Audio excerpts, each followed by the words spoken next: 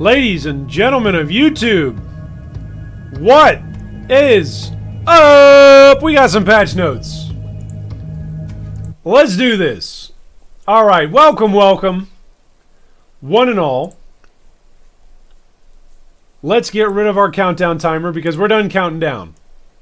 You guys ready for some flippin' patch notes? I'm ready for some flippin' patch notes. Alright, I assume you guys have already read all of the patch notes, right? You guys have already read all the patch notes. You guys have already done all of the hard work of already freaking out and just being worried in general, right? So, patch notes are ready to go. And you guys already have all of your overreactions, underreactions, everything, right? Right? You guys don't need me to do anything tonight.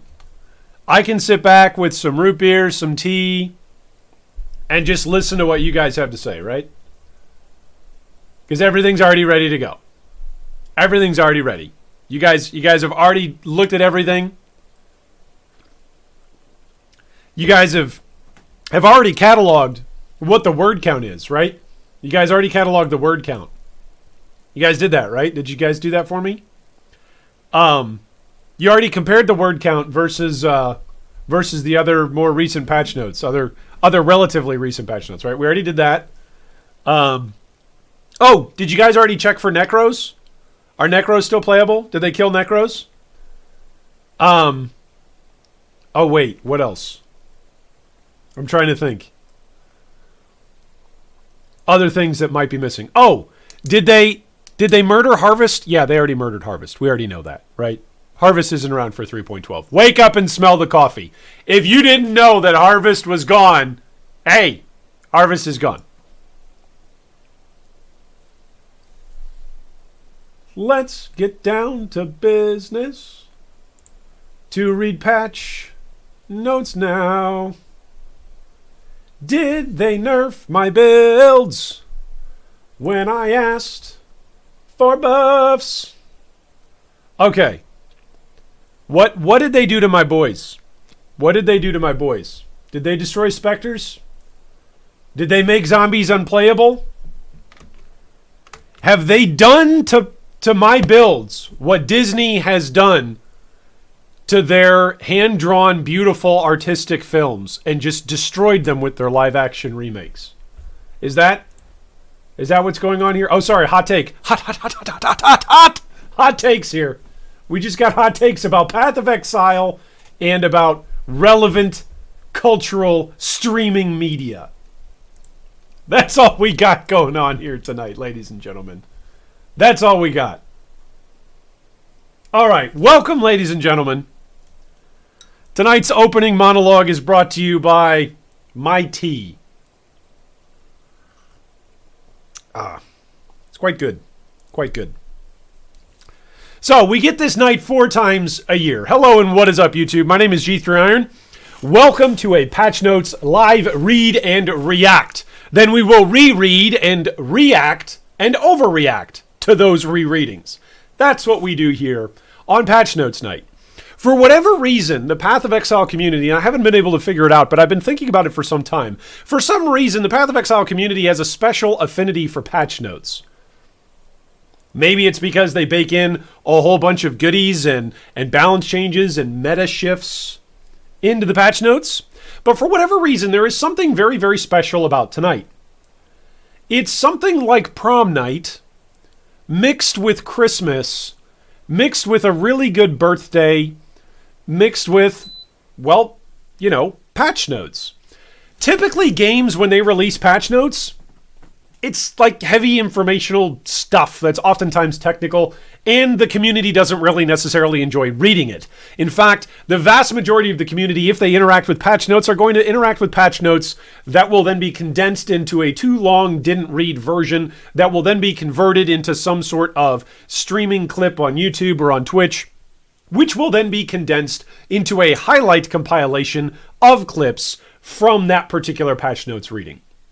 Oh, wait, no, that's not other games. That's actually Path of Exile. Anyway, so welcome to the long extended actual reading actual reading. And for whatever reason, I really don't know what it is. There's something about Path of Exile that is enjoyable to read patch notes. So without any further ado, if you are new to the channel, you can go ahead and like, subscribe, and ding the bell to be notified about future crazy, exotic, geriatric, and more bald discussions, just like what we're going to have tonight. If, of course, you're new to the channel or you're a veteran, I've got news. We're streaming now over on Twitch. Yes, all of our live gameplay that's going to be put for Heist League is going to be over on Twitch. So our Twitch channel link is included down below in the video description. So if you want to go give us a follow, if you want to follow all of the crazy, wacky, strange things that go on there, you can do that over on Twitch. We are keeping all of our major discussions and all of our major live breakdowns like tonight right here on YouTube. But all of our gameplay stuff is going to be over on Twitch. Okay. Other important things to say here tonight. If you'd like to join our Discord, if you've got questions after tonight and you're wondering, Iron, what does this do for my build? And I wish there was somebody who would know about my build and could answer it personally. Guess what? We've got a Discord of over 1,000 people. Some of them are new, some of them are veterans, and then the rest of them are in between there. And we're all helping one another out. We've got a build help section over there. We've got featured particular discussion channels just for the current league, whatever iteration it is that's going on. And of course, if you're interested in the G3 Bank, the guild bank that we run that is open to all of our friends and guild members. So you don't have to be a guild member in order to participate. All of that information is also available on Discord. And of course, you can find those join links down below in the video description. Lastly, a shameless plug, because if I forget this one, Mrs. Draconis will literally put my head into a guillotine and turn me into a French revolutionary. Or maybe she'll turn into a French revolutionary and I'll just turn into a dead person. Anyway. Make sure that if you'd like to support the channel, there's lots of ways that you can do that down below, included in the video description, included our Patreon support link down below, and the email address that you can use if you want to send us a direct tip via PayPal. All right, so here are the Heist patch notes. We've got these here. This looks like a lot of stuff. I'm not reading anything. I'm just scrolling. We're just scrolling right now. We're scrolling. This is actually not that much stuff. Okay, we fixed a bug. Like here's the bugs. Here's the bug fixes. Okay, not that much stuff. All right, so let's grab everything here. We're going to scroll up and grab everything. This feels like this is shorter. Is this just me? We're gonna find out. We're actually gonna find out here. All right, we're gonna take the table of contents all the way up, and we will copy and paste this bad boy into a Google document that will then tell us exactly how many words there are. So for those of you who are new, we've done this for all of our other patches. So a brief recount. In Blight League, somebody please put this in the chat so that way we can have it as a point of reference for anybody who doesn't know it. In Blight League, 3.8 Blight League had 13,220 words. Blight League had 13,220 words on the patch notes. For the 3.9 League, Metamorph, 3.9 Metamorph, the patch notes had 8,340. 8,340. So 3.8 was 13,220. 3.9 was 8,340. 3.10 Delirium, which was a fantastic league, I enjoyed it, had 10,711 words. 10,711 words. In the patch. 3.11, the most recent league, Harvest League, which, by the way, has anybody else made the mistake of saying Harvest when they mean Heist? Or have they said Heist when they mean Harvest? I know I've done that a couple of times. Harvest patch notes were 11,000 words and 383 more of them. So 11,383. All right, here's the drum roll. You guys ready for the drum roll? Drum roll, please. The Heist patch notes, according to Google Documents, is 8,197. Wow, that's really small. That's smaller than any of the previous four. That's smaller than 3.9 even. Wow. Okay. So in terms of word count, this is definitely a much smaller patch size. By word count. That doesn't mean by content. That doesn't mean content. All right? That's just That's just the word count. And that is actually really, really short.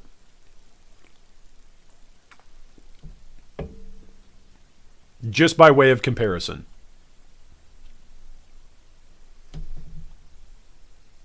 Maybe COVID impacts? Maybe patch notes got nerfed? Yeah, maybe patch notes did get nerfed.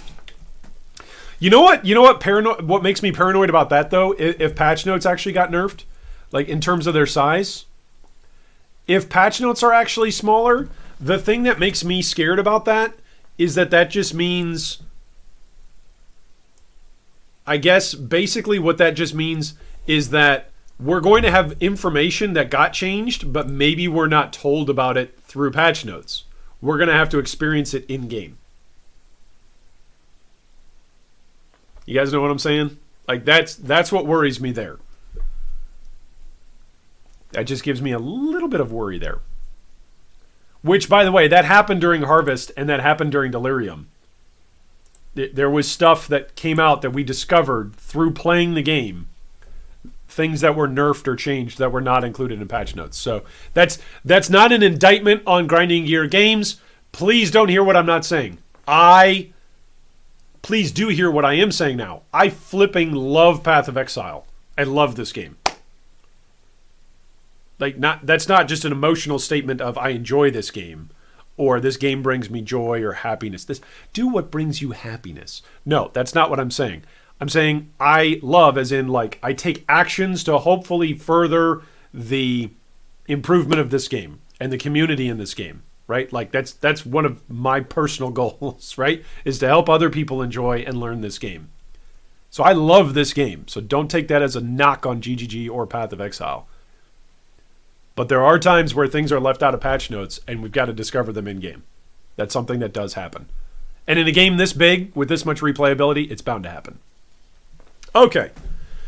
So let's get reading. Please note, Patch 3.11.12 contained a broad restructure of Path of Exile's file system that necessitated a complete re-download of all game files.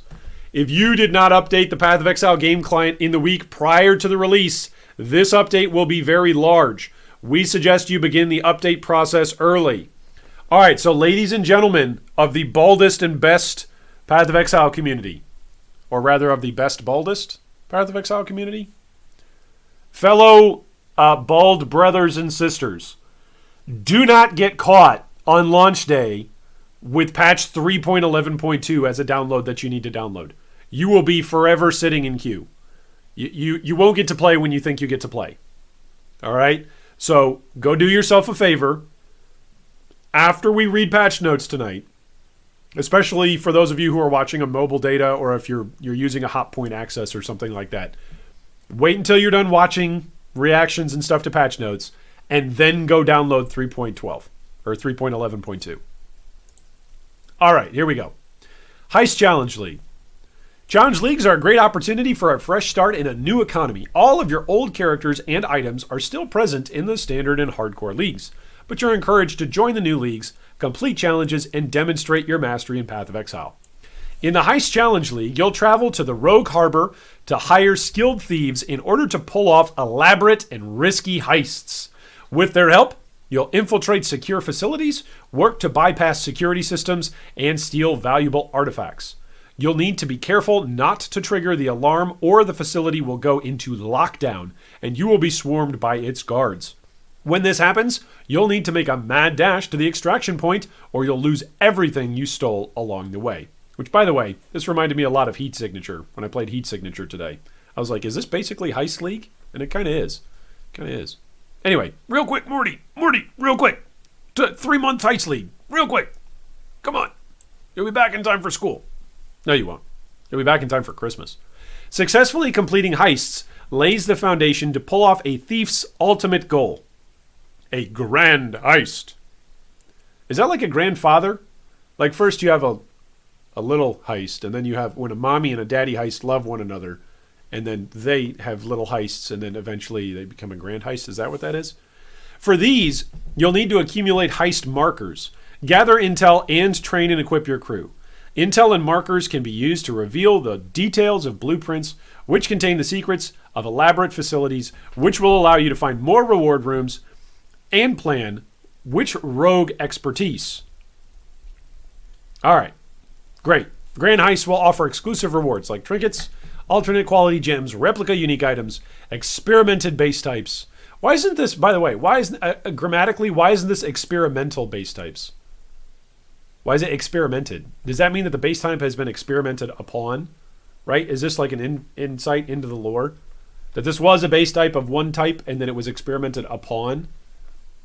Grammatically, otherwise it would be an experimental, right? It's something that we're offering up as an experiment. We will find out. Weapons and body armor enchantments and much more. Each rogue has one main specialty and several secondary abilities. These skills are essential for completing heists by allowing you to demolish walls, pick locks, and much more. You can equip them with specialized rogue gear to make them more effective in heists. Each successful heist will help improve their skills.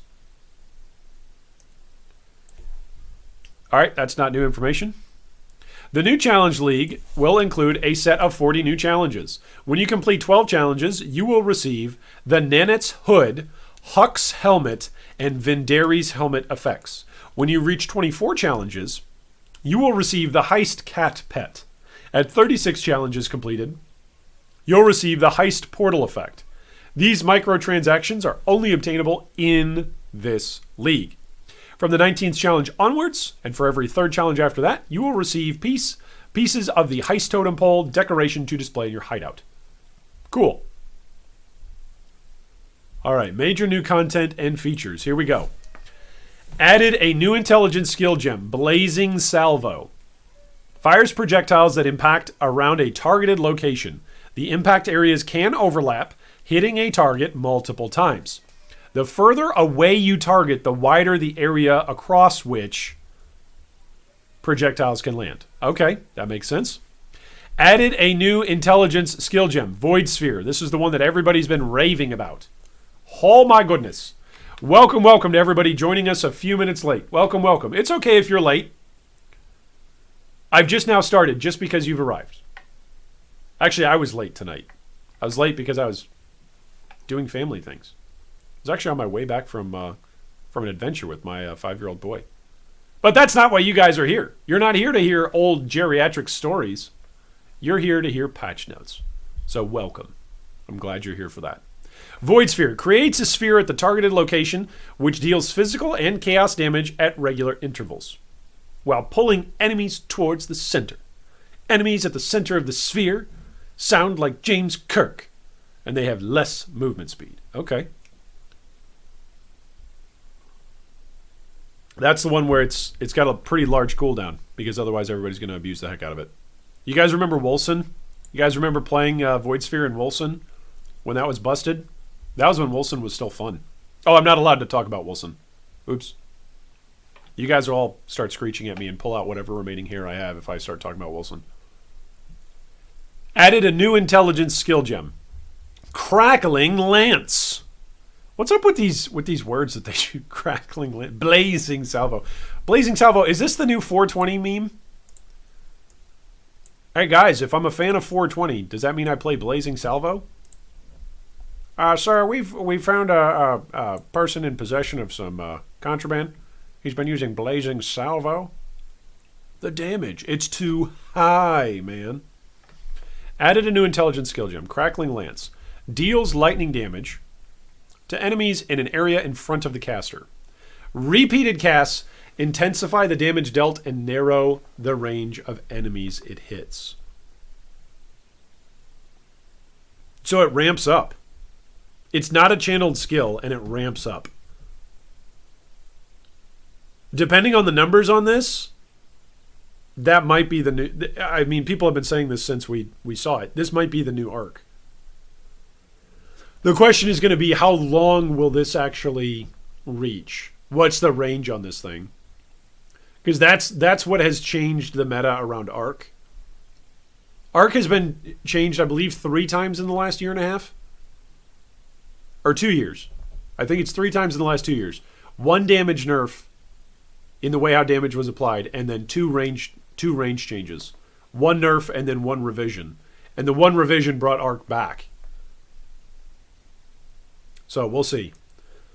Added a new intelligence dexterity skill gem, Frost Shield. Creates a frost shield in an area which can consume energy shield over a short period of time, gaining stages which make it more powerful. This shield absorbs a portion of incoming damage and increases your chance to deal critical strikes while you are within it.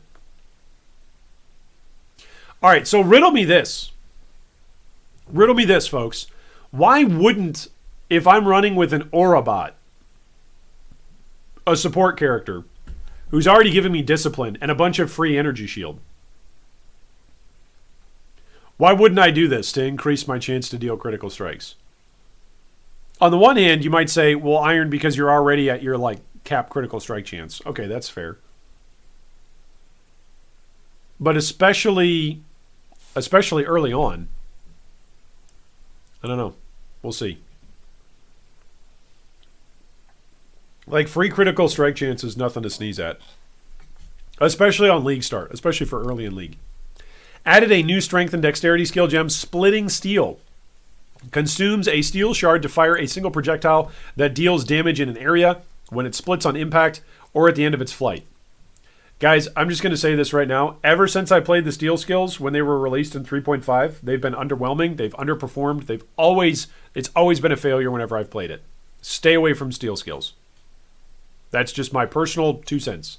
Doesn't mean it's going to be terrible moving forward. It just means if you're saying, oh, I only want to listen to the bald geriatric guy that's on YouTube, stay away from steel skills. Just don't do it. They look awesome. They sound awesome. And then like a year and a half later, you know, when we figure out how to actually use Impale with it, it becomes okay. Just don't. All right, added a new intelligence skill gem, Sigil of Power. Creates an area which causes your skills to consume more mana, but deal... Oh, I should say this, actually, before I read this. If you enjoy playing steel skills, then disregard everything that I just said. If you enjoy something in this game, don't let me or anybody else tell you. Seriously, legitimately, memes aside, everything aside for a moment. Take a time out. We're going to have a serious moment. The next 72 hours, YouTube, Twitch, Reddit, the forums, every single outlet where people can talk about Path of Exile, people will be talking about Discord, people will be talking about Path of Exile and telling people what they should be doing. Take suggestions as suggestions. Don't let anyone else tell you how to have fun. Okay? It's your hobby time. You've got a limited amount of it. Even if you've got all the free time in the world, as it were, you still have a limited amount of it. Okay? Don't let anybody else tell you how to spend your free time. Take suggestions as suggestions. But beyond that, tell everybody to go talk to a wall. Okay. Timeout over. Resuming play, 15-yard penalty on the bald man. Added a new intelligence skill gem, Sigil of Power. Creates an area which causes your skills to consume more mana, but deal added lightning damage while you stand within it. Enemies within the area deal reduced damage. The sigil grows more powerful based on mana spent while you're in it. I think this is fantastic for fighting bosses. Like, why would I not use this while I'm standing there taking down Kitava? Whether his heart is out or whether he's standing still. Why would I not just slap this Sigil of Power down? Well, Iron, if you've got the perfect ratio of your reserved mana versus the mana available to you for each and every skill cast, and then you've got Mana Leech that gives you exactly that amount back. Okay, fine. There are some scenarios in which you wouldn't want to use Sigil of Power. But early on, why wouldn't you want to use this? Like, why? Why wouldn't you want to use this? I don't know. Maybe there will be something that will show me why I don't want to use it. But if your build can take advantage of lightning damage, or even if it can't, if it's just enemies within the area deal reduced damage, then support players should just run in and plant down a Sigil of Power. Why not?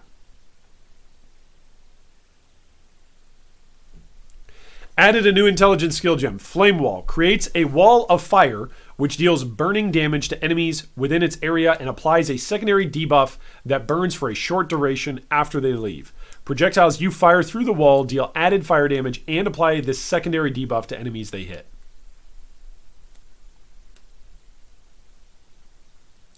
I wonder if Magma Orb. I wonder.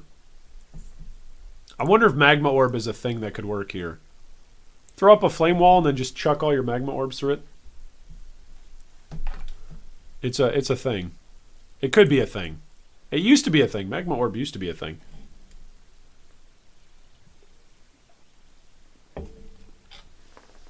Added a new intelligence skill gem. Hex Blast. Hex, yeah. Deals chaos damage to a targeted enemy. If the enemy is hexed, it will remove the hex, dealing more damage based on the amount of doom on the removed hex, and dealing damage in an area around the enemy, also removing the hexes from enemies hit by the area, and dealing more damage where applicable.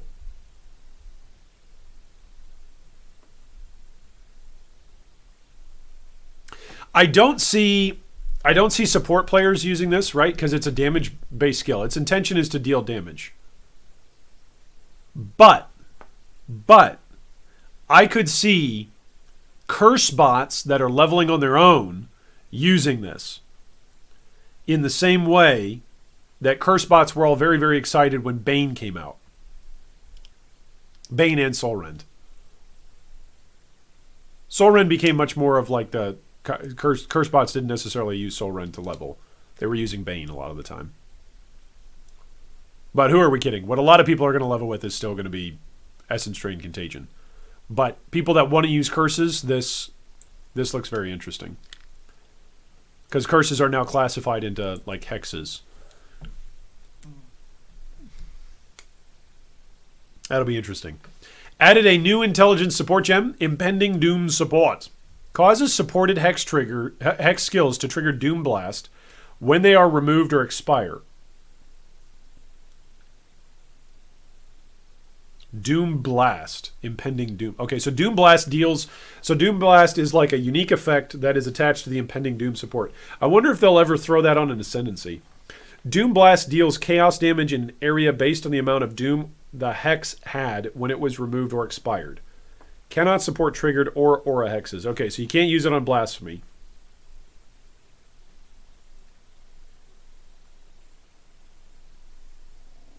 So in theory, you could have like a bunch of these Impending Doom supports go off if you had a bunch of curses on something and they all expired.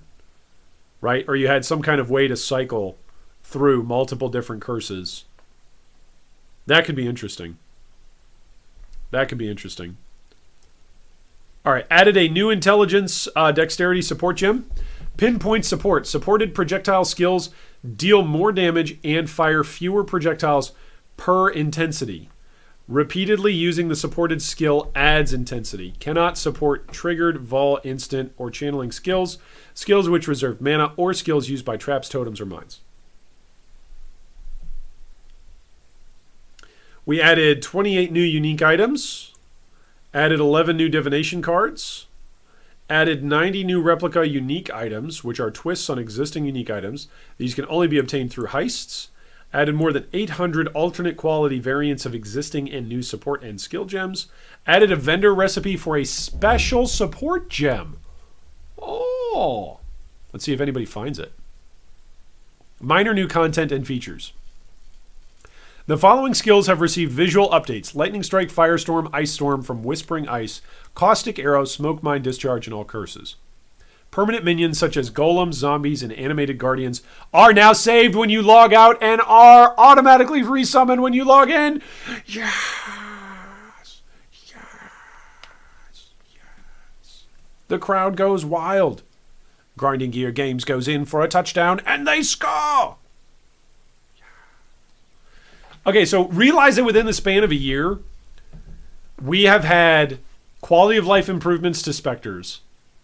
We've had multiple leagues where summoners, not just necromancers, but summoners are meta.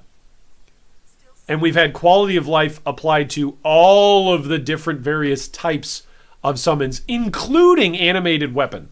Like animated weapon oftentimes doesn't get included in the discussion around summoners, but including animated weapon. We've even gotten some uniques and stuff that have interacted with, what do you call it? The thing? SRS, Summon Raging Spirits. I feel like for the first couple of years of my playing Path of Exile, I was like, oh, why don't they ever support Summoners. And the last year, it's like, hey, Summoners, you get all the stuff you guys have been asking for. Like the list of things that Summoners have been asking for has gradually been dwindling over the last year. It's really nice. This is a good time to be playing Summoners in Path of Exile, in general. Now, maybe the balance notes are going to murder it, but... Divination cards that award an item with an Elder Slayer's influence now have special background effects. A few torches will now light your way to Lionized Watch. Oh, that's cool. Improve the Atlas influence visuals. Significantly improved performance when viewing and using crafting benches. Made a multitude of visual adjustments to the brightness and bloom effect of skills and effects throughout the game. Improved effects culling across many skills and effects for performance. Continued to incrementally improve the sound art effects and environments. Character balance. All right, here we go. Projectiles have been reworked to allow more player-friendly behavior. Previously, if a projectile could not perform a step in its behavior sequence, it would skip that behavior, attempt the next, and never attempt to perform the skipped behavior again. Now it will skip that behavior, attempt the next, and if it reaches another enemy, attempt to perform the skipped behavior again. For example, a projectile that can both chain and return will now hit a target, and if there are no enemies for it to chain to, it will return. If it then hits another group of enemies, it will attempt to chain again, though it will not return again after chaining. Yeah, so that prevents an infinite loop. But that's good. The sequence of behaviors a projectile will attempt in order is now splitting, piercing, forking, chaining, then returning. I like that returning is at the end. I know some of you might be like, why would you even say that? Because, guys, sometimes game designers don't think that way. Or sometimes things, they do think that way and it just doesn't come out that way. Sometimes returning would be like here in the middle. It'd be like, what? Why? What? So I appreciate the way how this is being designed and the way how this is being communicated about. I appreciate that. Many modifiers to the effects and duration of chill and shock, such as increased effective shock, now also affect brittle and sap. The descriptions of such modifiers have been updated to reflect this, but don't worry about it because nobody gives a crap about brittle and sap. All right, moving on. Intensity now has a maximum of 3 stacks, down from 4. Ooh, interesting. Remove the concept of reduced invisibility to enemies. Yep, we read about this yesterday in the Balance Manifesto. Replace it with stealth. Increasing your stealth reduces the radius at which enemies will notice you. 100% increased stealth cuts that radius in half, and 200% increased stealth cuts that radius by 2/3. You can therefore no longer become entirely invisible to enemies. I ranted about this yesterday. I have no idea why they do this. I don't get it. I don't get it. I will spare you all from ranting about it 2 nights in a row. I don't understand this. I just don't understand why stealth is in here. If you're interested in hearing my rant on it and my confusion on it, you can go listen to the VOD from yesterday. It's up on YouTube. Skill reworks. Curse skills. All curse skills have been reworked and are now divided into 2 categories, hexes and marks. Hexes apply a curse in an area and when manually cast, apply an amount of doom per second to cursed enemies up to a maximum.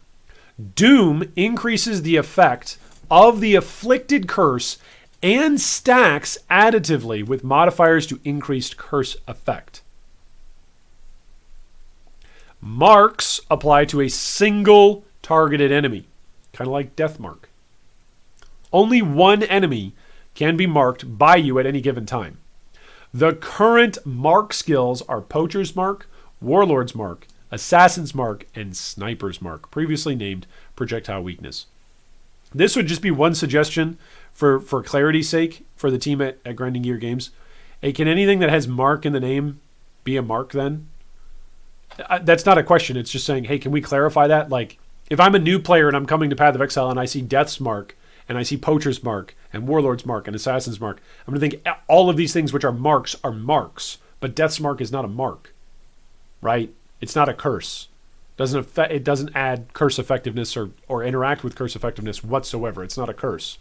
So maybe we spell Death's Mark with like a C, like Mark with a C. I don't know. Something different. Death's Marcus. Let's say Marcus.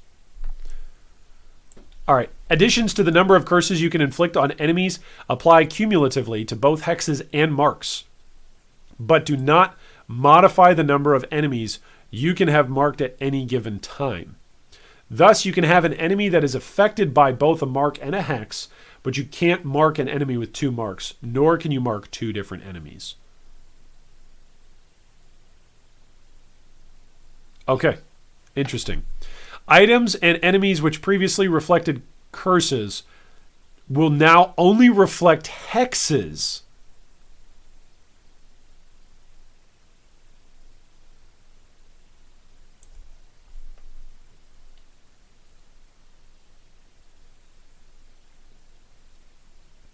Okay, that's going to be interesting.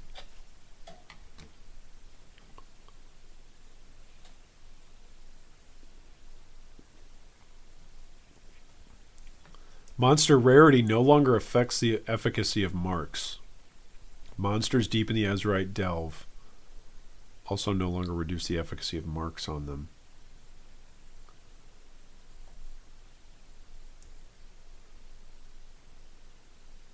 All right.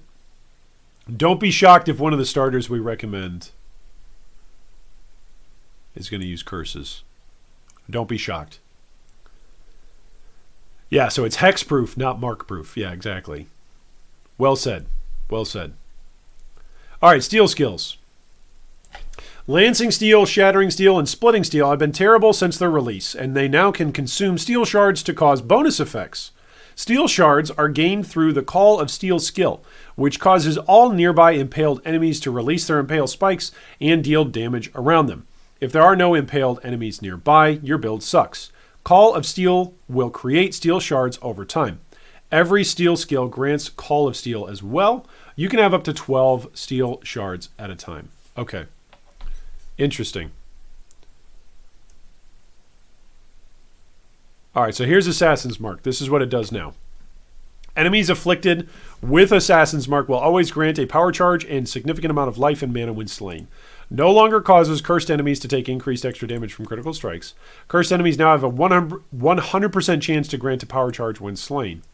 Hits against cursed enemies now have a 1.5% to critical strike chance at all gem levels. Hits against cursed enemies now have 30% to crit strike multi at gem level 1 up to 49 at gem level 20. Cursed enemies now grant 65 life when killed at 1, 600 at gem level 20. Cursed enemies now grant 25 mana when killed at gem level 1, up to 80 at gem level 20. Now causes cursed enemies to have 1% chance to grant a power charge when hit per 4% gem quality, which is a change from 1% chance to grant a power charge when slain. That's really good. That's really good. Like, any effect that's going from a slain effect to a hit, that's really, really flipping good. All right. Poacher's Mark. Enemies afflicted with Poacher's Mark will always grant a frenzy charge when slain and are more susceptible to physical damage. They always grant a small amount of life and mana when hit. I don't like that. If everybody's just going to... Well, this is when killed. Okay, good. Okay, good. It still is hit versus killed. Okay. I was going to say, if they're just making everything an on-kill... Like, if every mark just has a, hey, and when you kill this guy, you get stuff back... I would not have liked that. So I'm glad they didn't go that route. No longer causes cursed enemies to grant increased flash charges. No longer causes cursed enemies to have less evasion. Cursed enemies now have a 100% chance to grant a frenzy charge when slain. Cursed enemies now grant life when hit by attacks. Up to 50 at gem level 20. That's not a tremendous amount. Up to 25 mana. That's as a mana gain back, that's much better. Now adds 6 to 9 physical damage to hits against cursed enemies at gem level 1, up to 30 to 45 at gem level 20.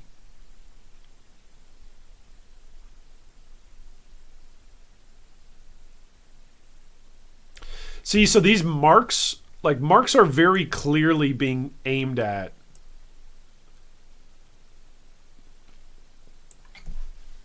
I feel like they're very clearly being aimed at attack-based skills.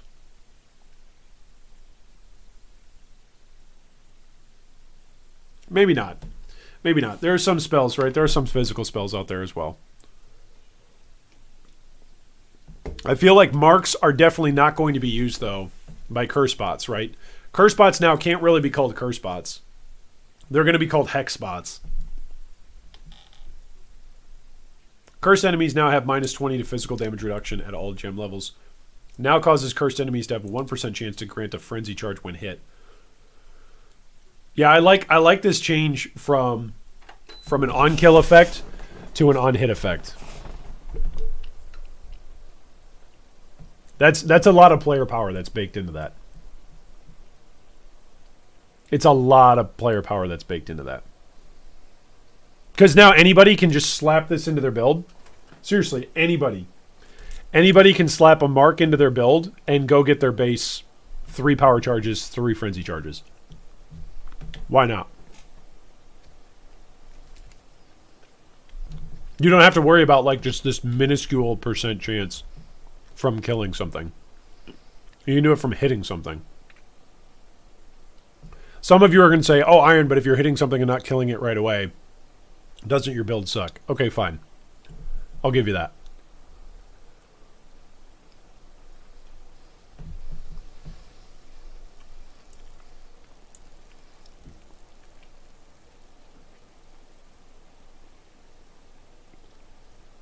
Yeah, being able to get charges on hit is huge, especially for bosses.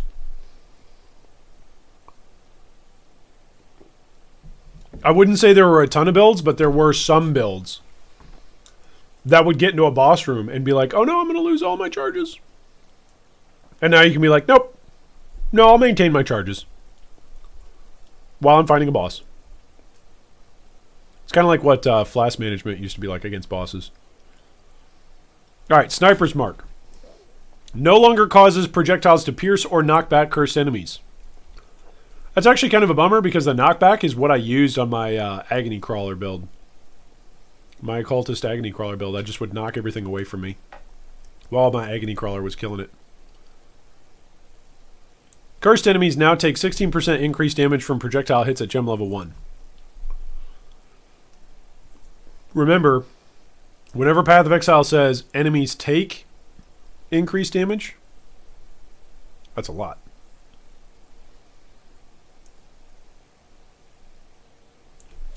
Cursed enemies now grant a life flash charge and a mana flash charge when you hit them.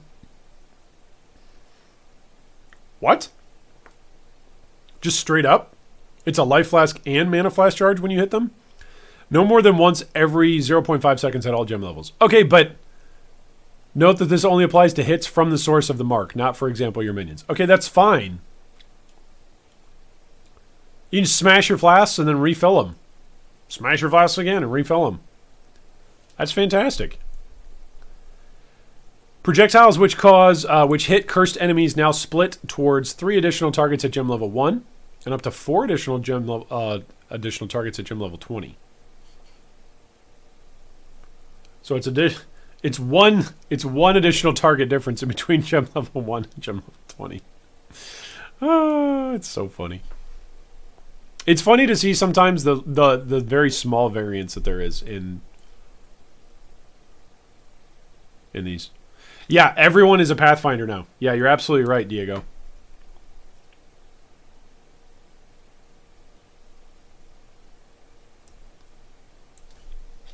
Cursed enemies now take 1% increased damage from projectile hits per 4% gem quality. Okay. Warlord's Mark. All right, no longer causes cursed enemies to have reduced stun. Oh wait, I skipped this line. Enemies afflicted by Warlord's Mark will always grant an endurance charge when slain and grant rage when stunned. They also allow attacks to leech life and mana from them. Okay, wait. So everything else gets on hit. Everything else gets on hit. Warlord's Mark, you go cry in a corner, you get endurance charges when slain. Oh, and look, but look, we added on there that there's a rage mechanic for stun builds. Yeah, okay. Okay. Can I see a show of hands how many of you guys are going to play a stun build at all during Harvest League? Let alone as a starter. Just ever. Are you ever going to play a stun build in Heist? I'm sorry, did I say Harvest? I did it. I said it was going to happen. Did any of you play one in a Harvest? And are any of you planning on playing one in Heist? Show of hands. Chat's going to be filled with crickets. Okay? Because nobody plays stun builds. Not anymore.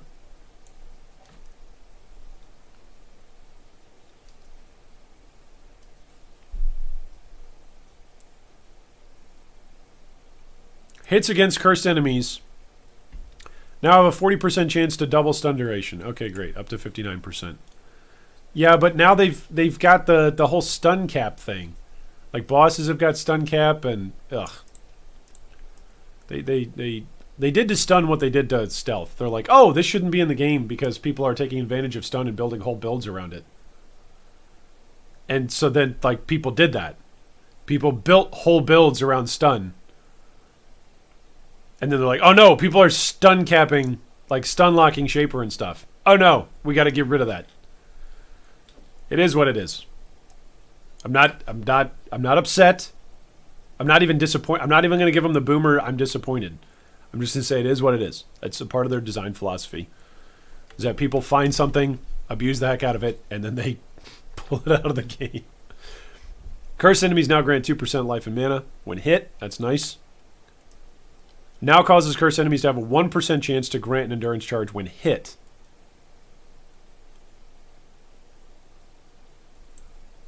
Wait, so why?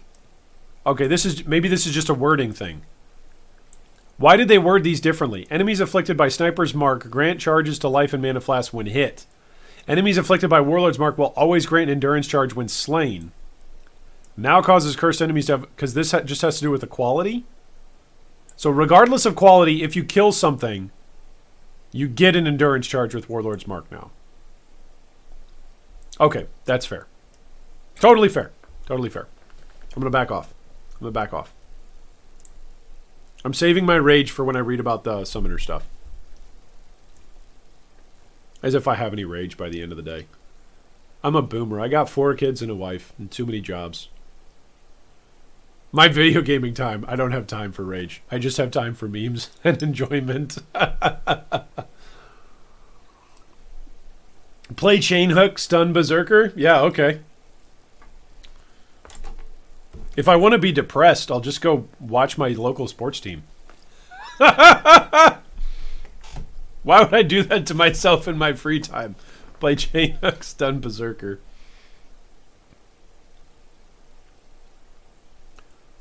Not gonna lie though, I wish Chain Hook was good. We all wish Chain Hook was good. The chance on hit for Warlord Mark is huge for Discharge Assassin. Yeah, Discharge is gonna be very somebody's gonna make Discharge work this league, and everybody else is gonna go, oh, Discharge. There's literally thousands of people that have started playing Path of Exile since Discharge was a thing. Maybe even millions. I just don't know because I don't know the number of players that rotate through the game every year. But it's been a while since Discharge has been anywhere close to being flavor of the month.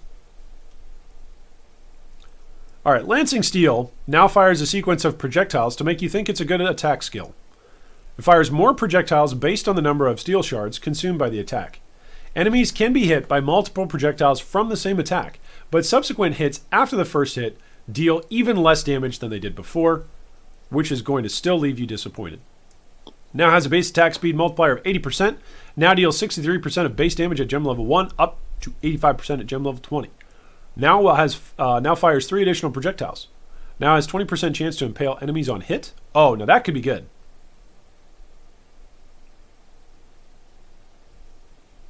This is the way. Let me show you the way. Do you know the way? Let me show you the way.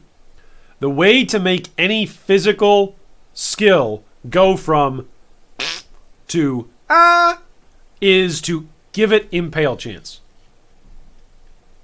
Or impale effect. And just give it anything impale.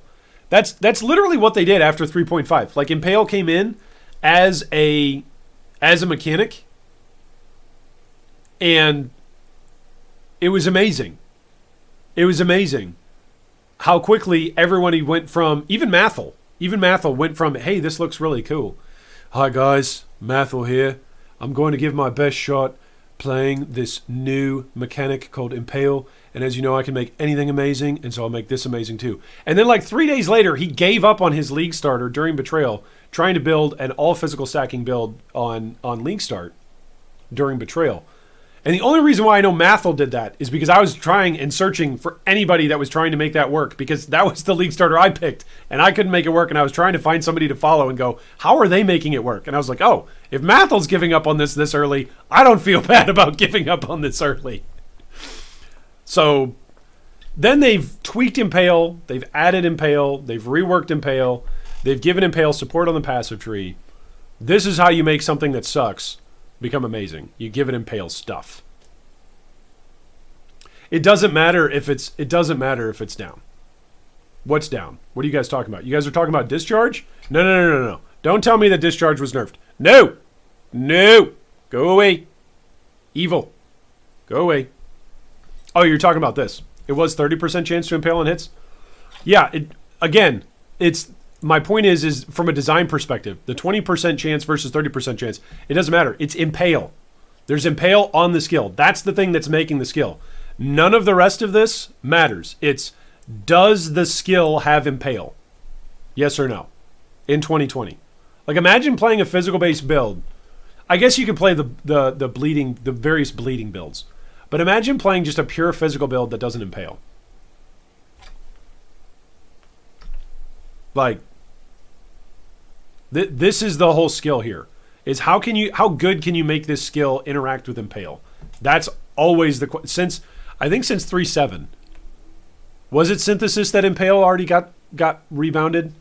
I don't think it was Synthesis. I don't think it was 3.6. I think it was 3.7. I think when Legion came out, they reworked Impale, and then Impale Cyclone Champion was just everywhere. And Slayer Cyclone Impale. Subsequent hits from the same attack now deal 60% less damage, now consumes up to 4 steel shards, and fires 50% more projectiles per steel shard consumed. All right, Shattering Steel. I can see that we've essentially just given up on actually making either of these like potentially melee and shotgun skills. I guess they did that when they fixed the shotgunning when the skills first came out. Because people actually figured out how to make it shotgun, and GGG wasn't happy with that. So I guess they've just given up on that. Shattering Steel now fires a number of projectiles simultaneously, which shatter after colliding with an enemy or after traveling a short distance. The shattered projectiles deal damage in a cone in front of their impact location. Shattering Steel will consume up to 2 steel shards to deal more damage at close range. All right, so maybe they are going to allow for shotgunning. Maybe they are. Hey, what's up, Gotta Bread? Welcome. Still no guns, eh? Skip? There you go, Gotta Bread. There you go, man. Thanks so much for the tip. Very generous of you. But no, I doubt there are going to be guns. I haven't gotten to the patch no parts where there are guns yet. We don't have crossbows yet in this game, let alone guns. We're not going to get to gunpowder. If you want to play in a gunpowder environment, go play Darkest Dungeon and use the Musketeer class. Or the, or the Thief class or whatever. Guy with the little pistol. Gunpowder's not coming to reclass for a while. The shattered projectiles deal more damage in a cone. Yeah, so they are going to allow this to shotgun a little bit. But then once somebody actually makes it good and shows how good it can be, we'll see. Oh, we're sorry, guys. We didn't mean for this to actually work that way. It's an unintended mechanic, so it's not a nerf to anything. It's just an unintended mechanic. It's a bug fix. We have ballistas? That's true, we do have ballistas. So we can build a crossbow and set it on the ground, but what we can't do is pick up the crossbow and carry it. People talk about wanting to slow down Path of Exile all the time. People talk about that all the time. Oh, I wish GGG would slow the game down. You want to slow the game down? Make it so that way we can't fire bazillions of arrows at light speed, and make it so that way we actually have to stop and hand crank a crossbow. Can you imagine hand cranking a crossbow in Path of Exile? Like Dominus, wait, don't Touch of God me yet. I gotta reload my crossbow. The Touch of God! Oh, I almost had it. Okay, I'm dead. But now I can reload my crossbow while I'm outside of Dominus's chamber. Now I'll go into Dominus's chamber. All right, where is he? All right, I shot him. Dominus, you just Stay over there. Stay over there. Have you ever seen the true face of God, Exile? No! No! Okay. All right, now I can reload my crossbow. Or maybe when you die, your crossbow just starts reloaded already. Oh, the new meta is just to play a crossbow and it just automatically reloads when you're dead. Each time you consume steel shards, you gain a steel charge up to a maximum of 6, which grants 4% chance to block attack projectiles per steel charge. Now that's pretty cool. Any offensive ability that also gives defensive layers, that's pretty cool, especially for hardcore. Shattering Steel is Molten Strike, but for Impale. Oh, interesting. Interesting comparison there, Mego. Cast on Death Crossbow. Yeah, basically. Basically. All right, now has a base attack modifier of 85%. Now deals 100% of base damage at gem level 1, up to 127 at gem level 20. Now has 8 to 12 added attack damage at gem level 1, up to 113 to 169. Guys, 69. Added attack damage at gem level 20. Now has 40% chance to impale enemies on hit. Now fires 2 additional projectiles. Projectiles now deal up to 100% more damage at close range based on the distance they travel per steel shard. Okay, so I stand on top of something and I drop down Sigil of Power so that way it does less damage to me. I put up, what is it, Frost Shield? Is that what it is, Frost Shield? So that way the Discipline energy shield that I have for my Orabot goes down. And then I just shotgun something with my Shattering Steel. And it dies, right?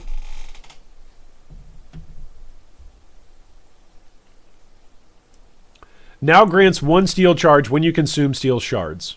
Granting 4% chance to block attacks. Yep, they have a base duration of 5 seconds. That's pretty cool. And it can go up to a maximum of 6. So what is that, 24? No. 4 times 6? Yeah. That's not bad. To block projectiles. It consumes up to 2 steel shards. So I wonder if there's going to be some weird way that somebody figures out to just have these floating around as a support gem. Just to give like 24% to block projectiles.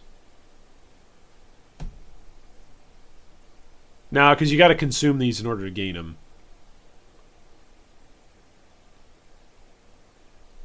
I don't know. Now fires only 1 projectile if no steel shards are consumed. Yeah. I like this whole concept of ammo. I just don't know how well it's going to work in an action RPG. I don't know.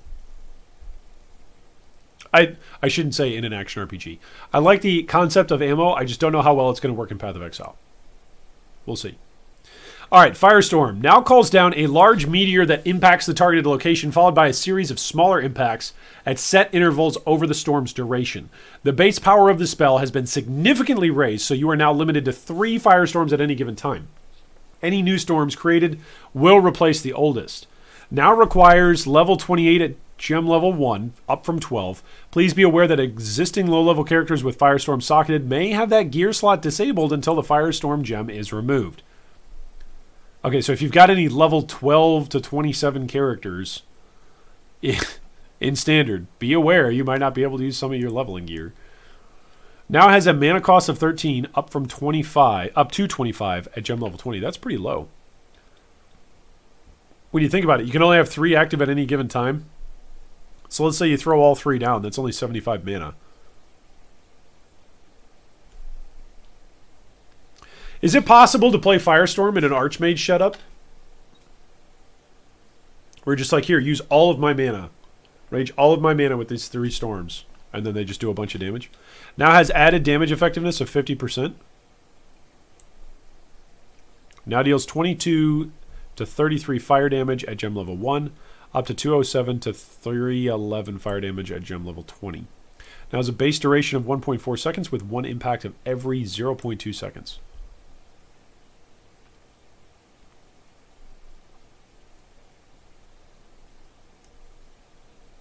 The first impact now has 100% more area of effect and deals 150% more damage. So you want to target with your first hit, and then after that, it's just nice extra damage. Spell Cascade Firestorm? Yeah, maybe. Maybe. All right, Glacial Cascade. GC now rapidly creates a sequence of damaging areas, making it the go-to totem skill for literally leagues on end, each of which knocks back enemies it hits. Modifiers to the skill's area of effect no longer affect the overall range of the skill. Instead, larger areas overlap with each other more. This can allow you to hit an enemy several times with a single cast much more reliably. The final part of the cascade now deals significantly more damage to enemies. Now, as mana cost goes what? Gem level 10. Now has a cast time of 0.6 seconds. Now deals 21 to 32, up to 207 to 311. Now converts 100% of physical damage to cold damage. Final Spike now deals 200% more damage. Now knocks enemies back on hit. Okay, so I should use Glacial Cascade on my Herald of Agony crawler builds to knock people back, because Projectile Weakness no longer knocks them back. So now I want Glacial Cascade to knock people back. Got it. Discharge. Discharge now has a cooldown and a much higher added damage effectiveness and base area of effect to encourage large individual discharge casts that consume many charges over the rapid fire discharge usage often triggered by other sources. There is a threshold jewel which removes this cooldown for players who seek the discharge playstyle similar to the older version of the spell. Okay, we want the older version of the spell in terms of its damage.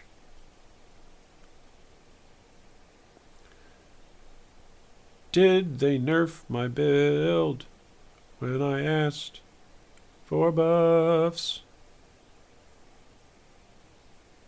Yeah, they did. So now we have a threshold jewel that it's going to take up a jewel slot if we want to go with the old repeat rate.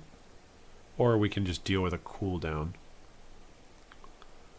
Why wouldn't I just play Vortex? Yo, where's Shaq Central at? Where's Shaq Central at? Is he streaming right now? He put together the best Vortex build that there is. And we recommended it last league as a league starter. I played it. Okay, he's live right now.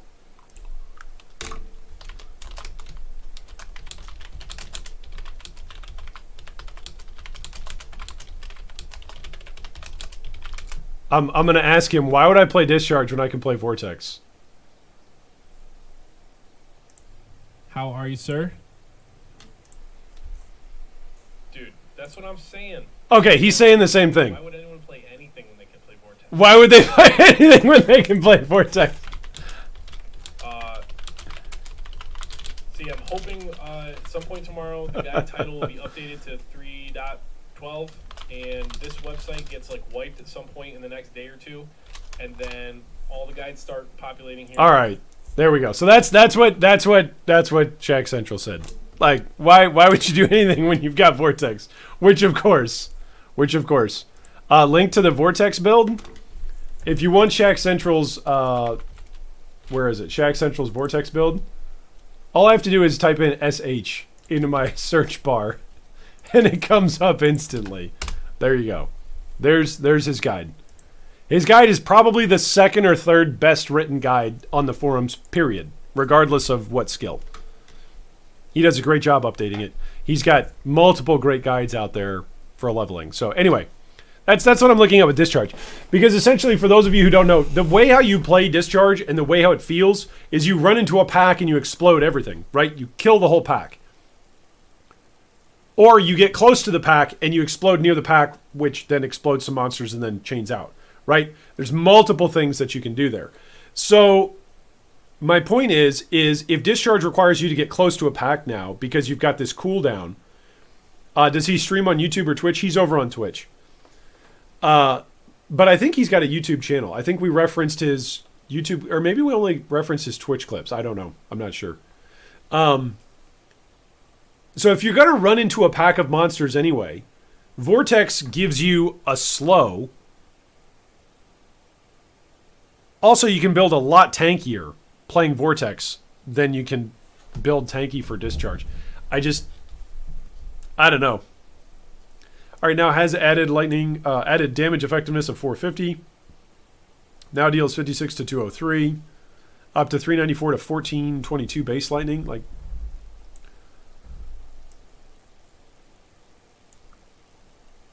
yeah. I mean, it's a lot of flat damage at the top end, but if I have to deal with a cooldown, like depending on how you're going to manage that cooldown, I just don't know. Now it's 20% increased area of effect per charge consumed. Now deals 30% less damage with ailments. Yeah, so you can't go in there and just convert everything to fire and then ignite something. Why is it that they don't want ignite to be a good thing? Why not? Why not? Why can't ignite be a thing? Can somebody tell me that? I'm going to take a drink for a moment. Can somebody tell me, why is it bad for the game? Why is it bad for player retention? Why is it bad for player engagement? Why is it bad for purchasing of microtransactions? Somebody give me a business game philosophy side of things why Ignite is bad. Is it bad for the servers?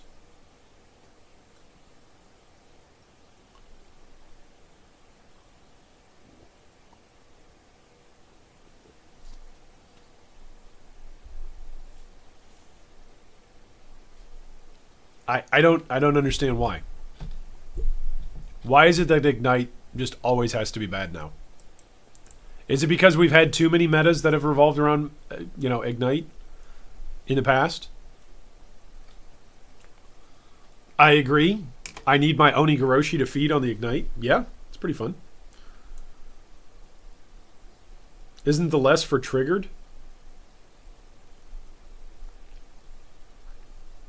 I don't know. I don't get this. Can't you use second wind to deal with the cooldown? Sure, but then you just have 2 casts until the cooldown kicks in. You can. Also, that's using second wind on your base 6-link setup, so you're losing out on a 6 otherwise support gem. Fun is bad for retention. This is why I love you, Paul. Oh, that's great. Alright, punishment no longer requires that you be hit by the cursed enemy to benefit from its effects, and instead grants large benefits for high damage killing blows against cursed enemies.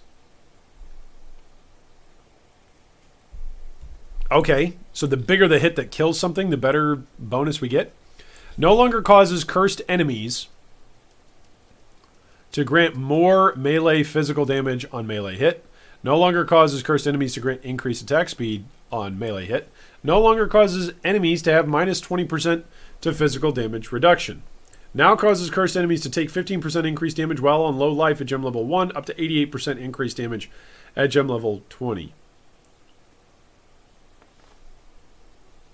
Or you just play a Slayer, and you have improved Culling Strike, and they're dead. I guess this is cool because it doesn't force you to play a Slayer, and you can still get bonuses when somebody's low. Now causes cursed enemies you hit to be debilitated for 2 seconds. Now causes 10% of overkill damage from killing blows against cursed enemies to be reflected to other enemies as physical damage. Now that's good, to be reflected. That's really good. I like that. That is a good design choice. Now gains 1% increased effect of curse per 2%. Gem quality previously caused cursed enemies to grant 1% increased attack speed.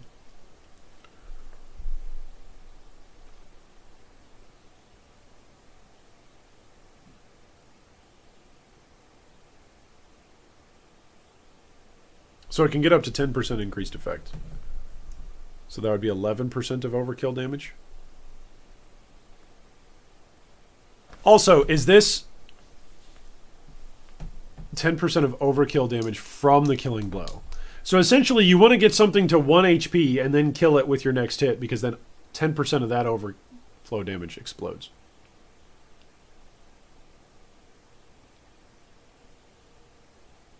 Does overkill count call an increase taken? That's a good question.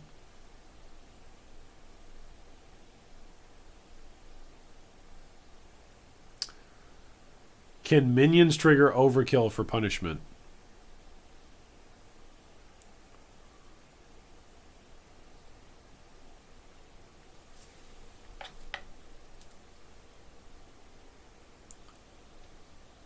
It doesn't say now causes 10% of your overkill damage.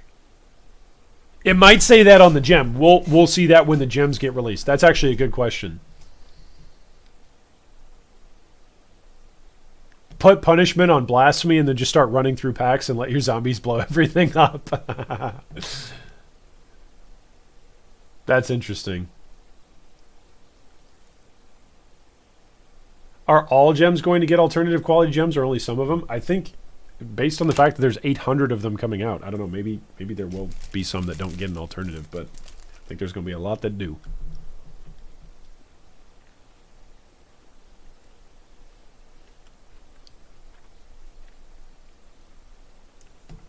All right, time for us to talk about Righteous Fire and how amazing it is. But I bet you guys already knew all that. Right? You guys knew that Righteous Fire was amazing all along? Vitality now grants flat life regeneration based on the level of the gem, and reserves a flat amount of mana, similar to Clarity and Precision. It can be used to more rapidly enable builds which rely on life regeneration to function, such as Righteous Fire, at lower levels, and no longer disproportionately rewards high life builds. No longer grants life regeneration based on your maximum life, now requires level 10, now reserves 28 mana at gem level 1, up to 233 mana at gem level 20, now causes you and nearby allies to regenerate 15 life per second at gem level 1, up to 247 at gem level 20, now requires 25 less strength at all gem levels. I think that's just going to be a nice leveling gem, if nothing else. If nothing else, let's pretend Righteous Fire doesn't exist. Vitality is now going to be a nice, low-level, additional layer of help while you're running around trying to escape Merveil, or trying to do damage to Merveil and escape all of her various charms and wiles and goodies. 247, that must be less for Righteous Fire. Depending on how big your HP was, yes. But a lot of players are actually building Righteous Fire nowadays on characters that aren't necessarily stacking as much HP. Because you can now have a spell damage based Righteous Fire build. You need 12k life for it to be equivalent. This could be a big boon for leveling Ranger. Yeah, that's a good point. Do you guys remember what Enduring Cry was like to level with during 3.11? Do you all remember that? Do any of you all remember that? That it was, as soon as it was like, oh, I just slap Enduring Cry on and I always have 3 additional endurance charges, and I put it on my mouse click and I just like click everywhere and da-da-da-da-da-da-da-da, I'm fine. I just kill everything. This is easy. Every single build does it. Vitality might be that. Vitality might be like what Clarity used to be when spell slinging wasn't associated with spell slinger the gem. It was associated with actually casting stuff, and everybody actually needed to regen mana. Imagine if you go Vitality and Clarity and you go MOM. So this is just Enduring Cry disguised as Precision? Yes, Mago. Yes. Yeah, you didn't need health flasks as they were inferior to Enduring Cry. Yeah, exactly. That was 3.11. Enduring Cry, those were the days. Yeah, last league, those were the days. So I think Vitality will be a really good option, and the fact that it requires 25% less strength at all gem levels, like, why not slap it on in Act 1 if you've got a red socket? Give yourself a little bit of regen as you're running through Act 1 and 2. Why not? Some players are instantly going to respond, yeah, but Iron, that's like a suboptimal strategy because of... Okay, be quiet. The racers aren't going to be doing it. I get that. Not everyone who plays Path of Exile is a racer. Yeah, but the racers aren't going to... Just stop. Kermit. Shh. Don't ruin everyone else's fun. You go have fun. You go do your build the way you want to do it. Don't ruin everyone else's build. If people want to play with Vitality because it gives them a little bit of extra HP, Let him use it. All right, skill balance. Here we go. Here come the nerfs and the buffs. Lightning Trap, Glacial Hammer, Vol Glacial Hammer, Ice Shot, Lightning Arrow, Arc, Vol Arc, Storm Call, Vol Storm Call, and Storm Blast. Now, each also affect the alternate versions of their corresponding elemental ailments. Oh. Isn't that sap? Only gems which are curses will now have the curse gem tag. All hexes and marks. Skills which interact with hexes and or marks will have the hex and or mark tag, but will not have the curse tag. Bane, for example, has the hex tag, but not the curse tag, as it is not a curse. As a result, modifiers to curse skill gems will not affect skill gems like Bane.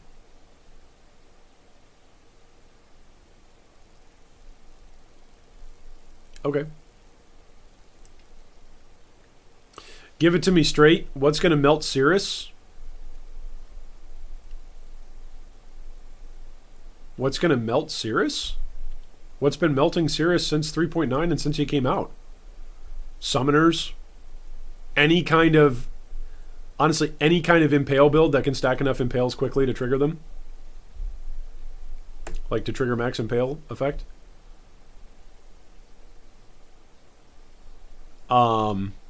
Golemancers. Haven't heard anything about Golemancers yet, actually. Haven't heard anything about Golemancers.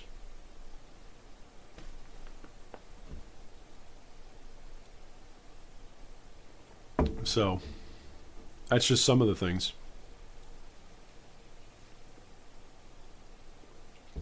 Oh, Tricksters. Tricksters are fantastic. If you haven't played a Trickster over the last year, do it before it gets nerfed. Actually, it might not get nerfed. But Tricksters are really good still. Alright, specific skills. Ball Lightning. Now has a base radius of 18 from 22. That's a nerf. Now deals 3 to 48. Which is down from 3 to 57. Up to 22 to 426. Down from 28 to 533. That's a pretty significant chunk right there. That's over 100 damage nerfed at the top end. 100 base.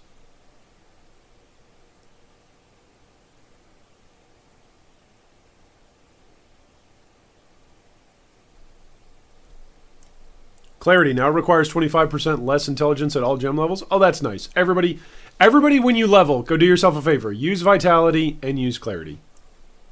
You will thank yourself as you're leveling. You'll be like, oh, I don't feel like I have to smash my flasks every couple of seconds. My fingers actually feel like they can do more things than just that. Or maybe, do you guys go with the roll approach or do you go with the smash approach? Do you smash everything at the same time? Do you do a claw-like motion for your flask usage, or do you do like your Beethoven as you run through Act 2? Conductivity. Curses applied by casting the spell now gain 10 doom per second. Now causes hexed enemies to have 25% chance to be shocked at all gem levels. From 10% at gem level 1 up to 14% at gem level 20. This is the base.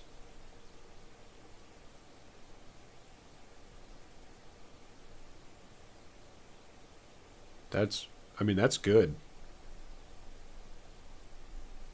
I mean, that's just a straight conductivity bonus. That's pretty good. Depends on the moment. If I panic, it's a smash. Otherwise, the roll. What is Doom, though? Doom is this thing that's getting triggered by this stuff. Doom is this thing. It's getting triggered by new stuff. That's what Doom is. Doom is like a new hex curse interaction. Where when a curse expires, when a hex expires, Doom can go off. Alright, Despair. Curses applied by casting the spell now gain 10 Doom per second. So 10 Doom per second seems to be the baseline. Enduring Cry no longer grants a minimum of 1 endurance charge. Now has a cooldown of 8 seconds at all gem levels, up from 6 seconds. Enfeeble no longer causes cursed enemies to have reduced critical strike chance or critical strike multiplier. What does it do?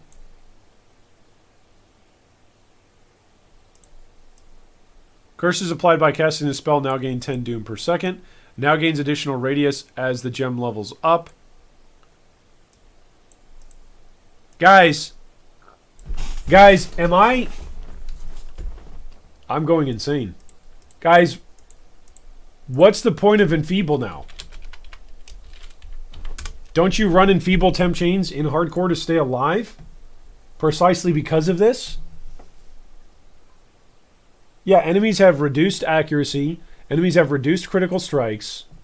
They deal less damage. They have less crit multi.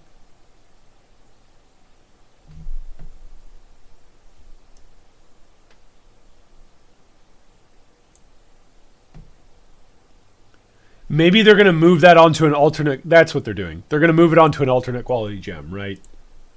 Right. Is that what this is?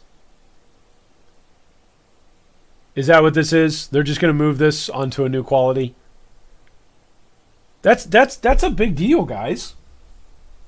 I know most of us here are not hardcore players. And I only play hardcore every once in a while. But... like, that guts Enfeeble. What's the point of using Enfeeble now?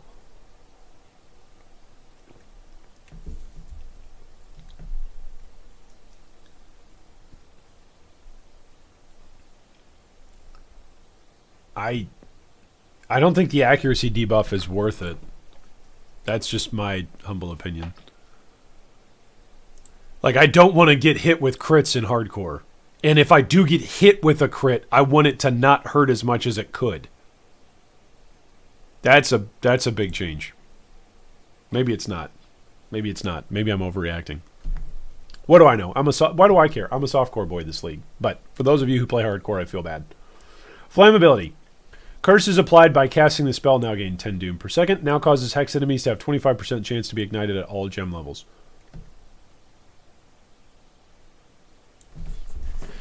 Could we do a flammability curse on hit Firestorm build? Maybe we just go all fire from the get-go using the new Firestorm.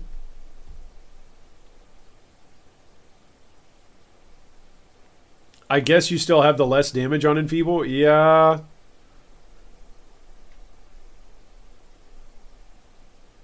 I don't know. Even not playing hardcore, having Enfeeble temp chains was nice, says Manakari. Yeah. Yeah, I don't know, man.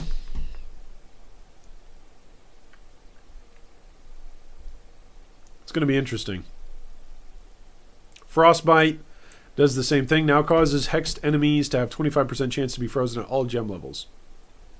That's pretty nice. The elemental buff to, like, hey, actually apply your elemental ailments.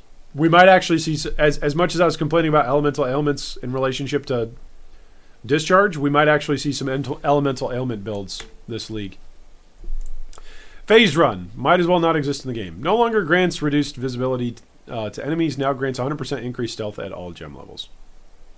That's fine. I just don't know what you want me to use it for.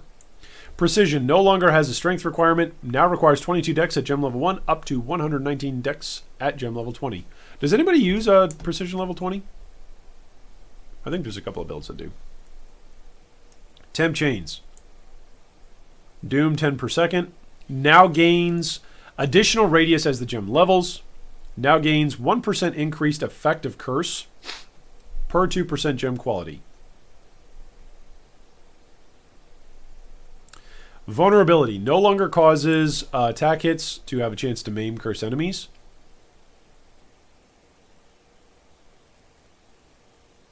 No longer causes cursed enemies to take increased physical damage from hits from damage over time.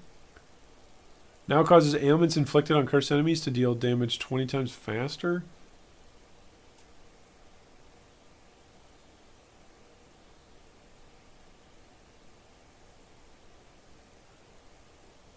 That's kind of a bummer.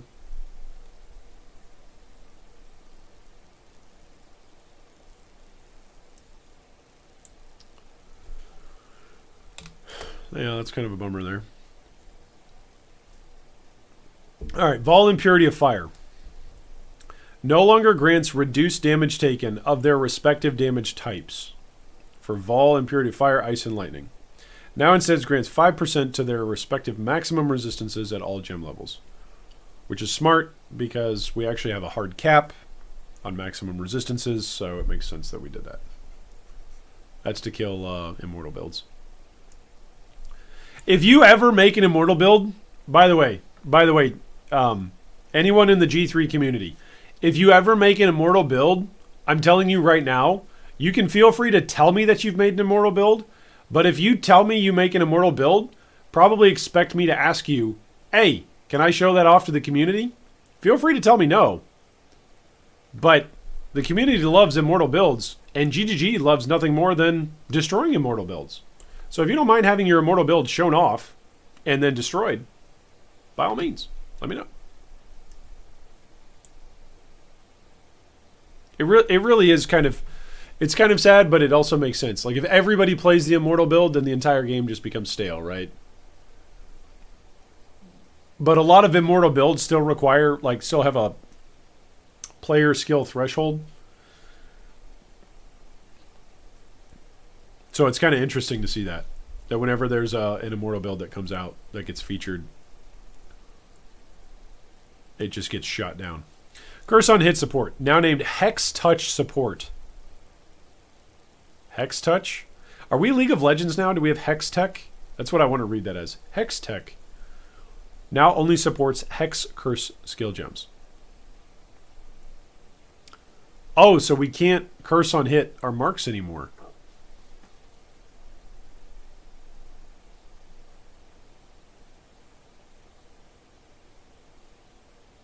Huh. Am I reading that right, guys? Or is this another case where the boomer is misreading things?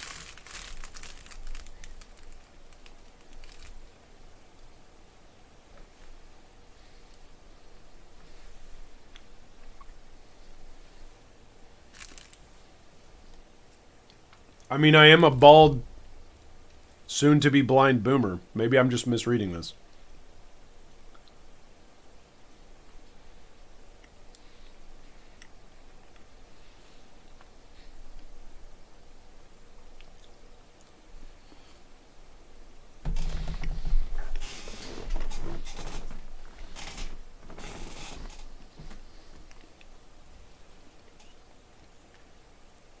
So, Mark, Curse on Hit is dead.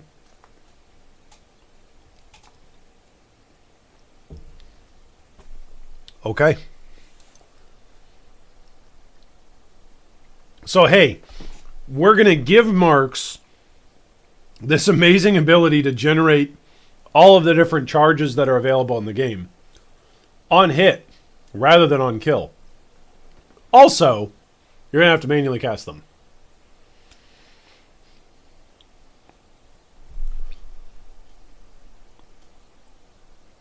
I feel like at the top end, players are just not going to use them and still figure out a way to make all of their charges.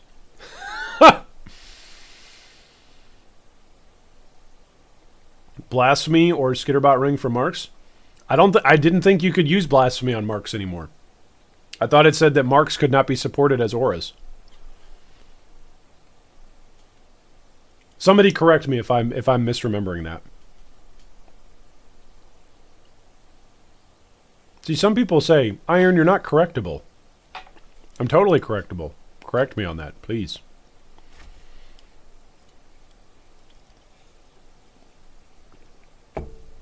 But it kind of does make sense. Does it make sense to have mark on hit when only one enemy can be marked? Since they only apply to one enemy. That's fair. That's fair. But I'm saying as a mechanism for generating charges, even if it was just marking one enemy, that's all you care about. Is firing and getting your charges off.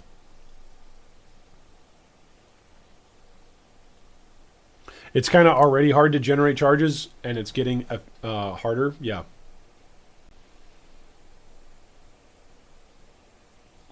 Yeah, that'll be interesting. Okay, let's keep moving. Onward. Intensify support. Supported skills now gain intensity. Supported skills now deal 14% more area damage per intensity at gem level 1. Up from 10. Yeah, these numbers are going to be bumped because our max intensity is down.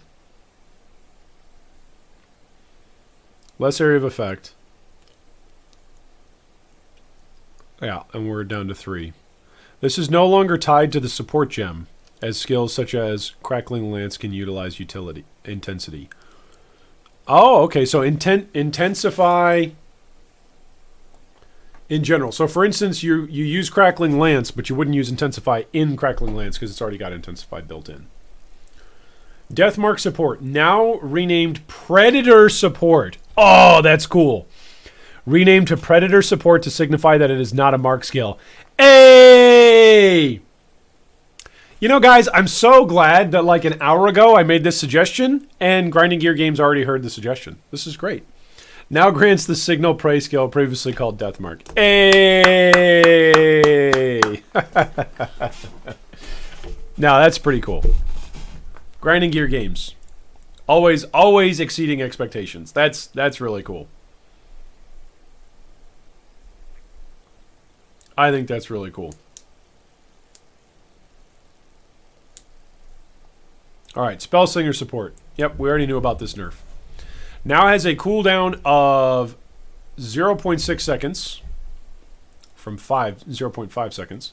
Now grants supported skills increase cooldown recovery rate as the gem levels from 0% at gem level 1 unchanged to 38% at gem level 20 from 19%. Now has 30% mana reservation override at gem level 1 down to 25% at gem level 20. Alright, here we go. The passive tree balance. I gotta pull up my POB.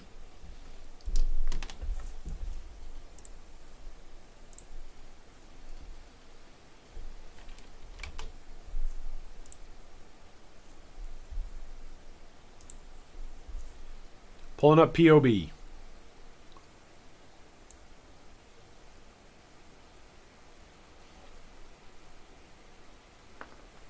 All right. Added a new keystone.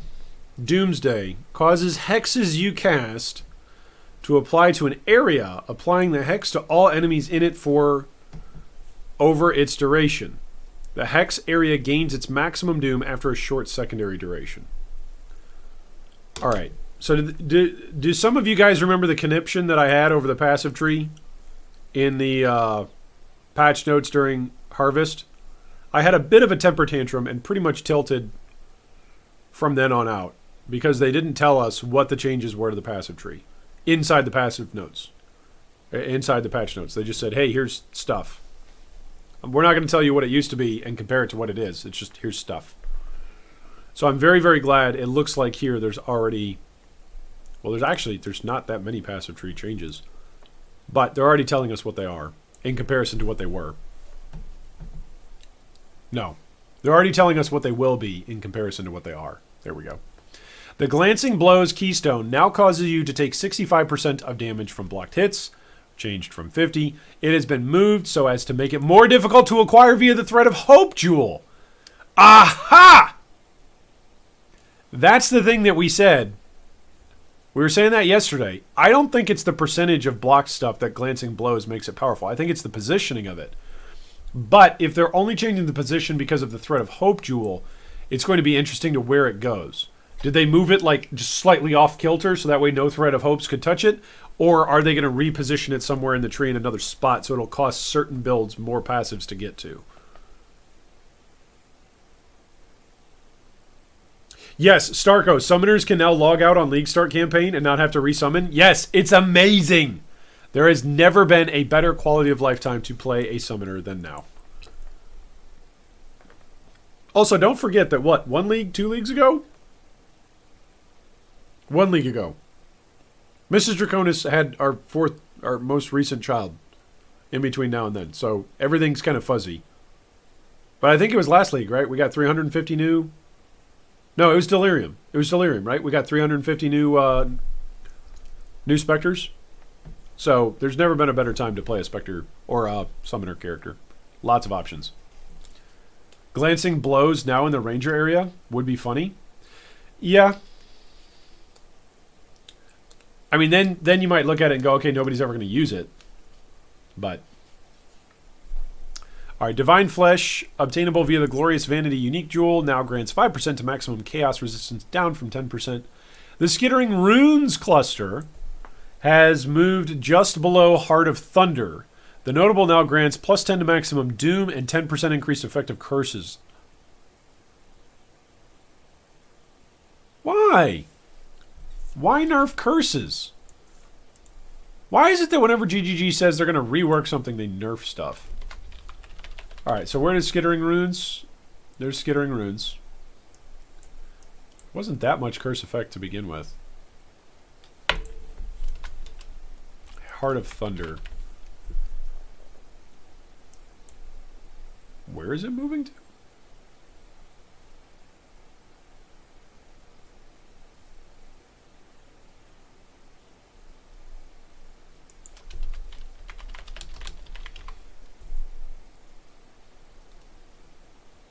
Okay, so you don't need to spend as many passive points to go grab it. Okay, so that'll be interesting. Plus 10 to the maximum doom. Yeah, that'll be interesting.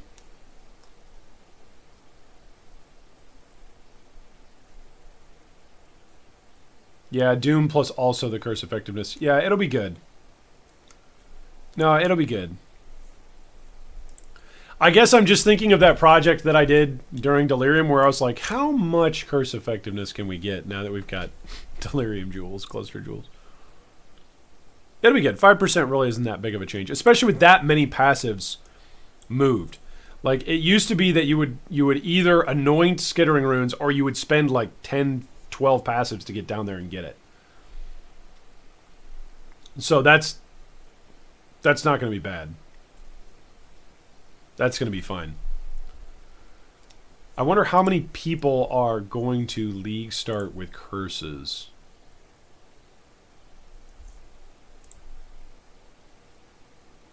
Should I recommend curses as a League start?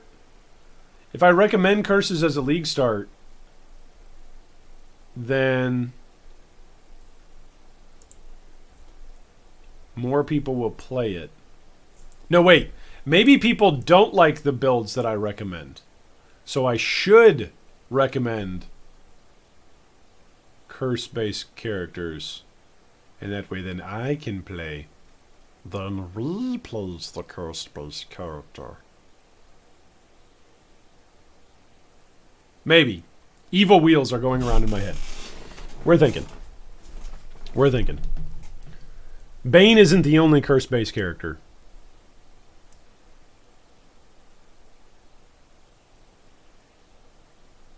Bane is not the only way to play Curse.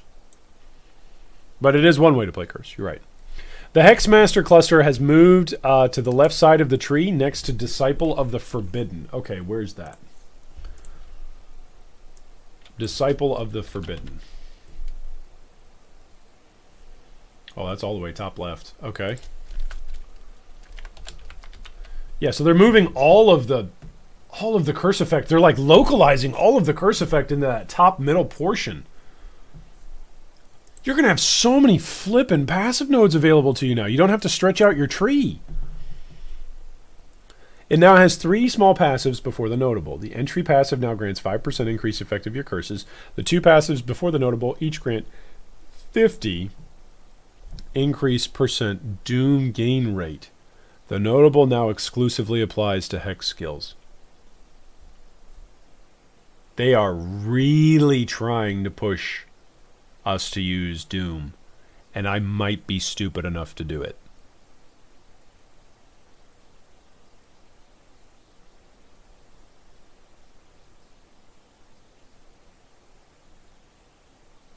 Oh, I skipped Whispers of Doom. Thank you, Crypto Knight. My old boomer eyes are just getting crazy here. You'll drive the prices up and not be able to play it yourself, says Mike. But people notoriously don't like my league starters, right? That's what I need to convince myself. I think there's something like close to 10,000 subscribers on our YouTube channel now. So those 10,000 people just come to go and watch the league starters that we recommend to know what not to start with, because they know there'll be a bad suggestion. I need to metagame this a little bit more. Whispers of Doom cluster has moved next to CI. What? Okay, wait. I take back what I just said about clustering everything up. So they move Whispers of Doom away from the... CI's not that far. That's where Hex Master used to be. Okay, so they essentially swapped Whispers of Doom and Hex Master. The first passive in the cluster now grants 10% increased cast speed for curses, which is a change from 15% increased curse duration. The small passive on the left path now grants 50% increased Doom gain rate. This is going to be interesting. They're really going to try and make this Hex thing work, and Doom. I played your Holy Relic recommendation last league. It was awesome. Oh, yeah, dude. Mussolini's build is amazing. His build is amazing. I try to only recommend builds that either A, I've played, B, other people I know have played, or C, I trust the build guide creator because of how active they are, how responsive they are to me, as well as how consistent they are in actually upkeeping their builds. Like, there's a lot of factors that go in before I'll recommend something. Imagine for a second, I don't know if it's pressure on any of you, but at least for me, I feel like it's pressure if I recommend a build guide and then somebody's like, oh yeah, I tried that G3 Iron, that guide that G3 Iron recommended, and it wasn't very good. People don't remember the build guide creator. They do remember the person who mentioned it to them or the recommendation. So I really try to only recommend solid stuff. They've made every curse act like Bane, basically with Doom. Yeah. Pretty much. Tell them all to start as Necro so that way my gear will be cheap then. Yeah, secretly all the Duelist and Ranger players are like hee hee hee. Because their gear is going to be cheap. I just feel bad for weapon users this league. I really do, because Harvest made it so easy to actually craft your own weapons. The Corruption cluster has moved to where Whispers of Doom used to be. It now has 6 passives, with the original passives making up the entry and left path. The notable now grants 0.2 of chaos damage leached as energy shield. The right path grants 4% chaos resistance penetration on each passive. I don't think there's chaos pen available on the tree right now, is there?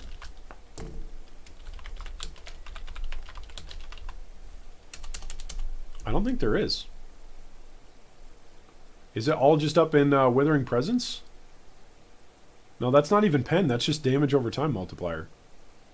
And then Void Beacon is just nearby enemies.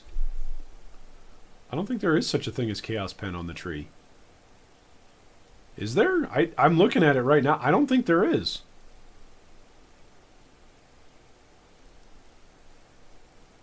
That's kind of an interesting concept. Occultist looking like the go-to this league for casters.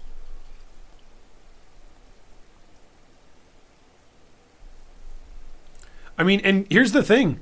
Chaos damage doesn't have an associated curse that lowers chaos resistance, right? Like flammability, conductivity, and then frostbite.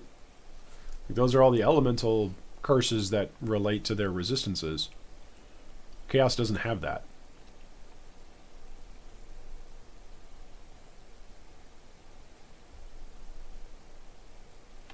I bet now that Harvest isn't a thing, people will miss how strong it was. Yeah, Diego, we're going to see a lot of people about 2 weeks into the league quitting this league because they don't have the power that they had in Harvest, but they thought it sucked.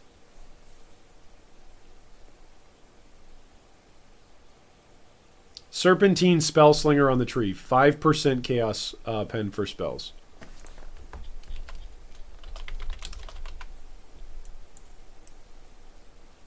Where?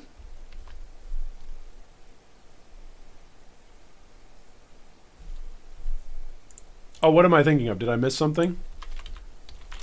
Oh, Despair. Duh. No, you guys are right. You guys are right. You guys are right. I'm living in a world that's pre 3.0. That was when Despair was added. That was a long time ago. Wow.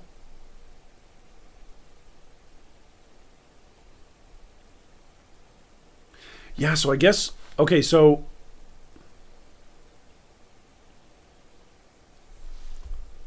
So I guess we use this.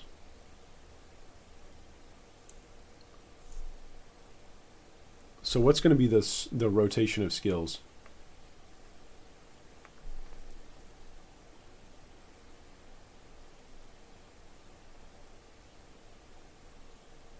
I could see an ED Contagion with Despair and Wither Totems. I could see some kind of ED Contagion Occultist actually taken off.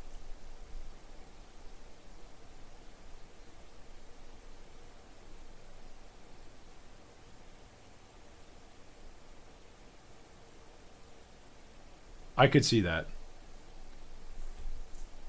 I could actually see that.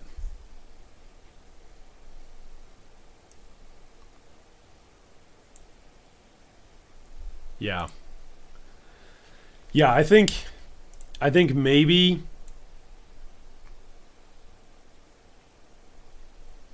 shoot, maybe even so Despair is going to be a Hex.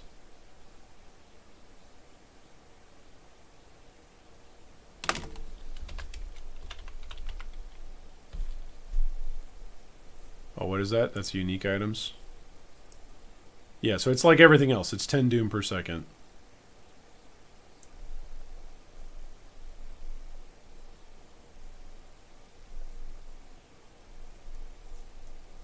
I wonder what alternate Despair's quality is going to be.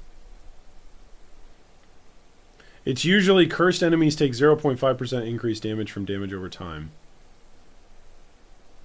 I wonder if it'll have like a Doom quality.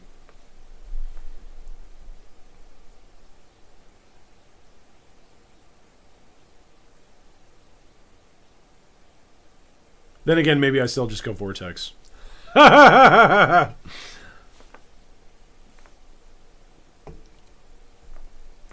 Wither Totems is an old build, though. Yeah.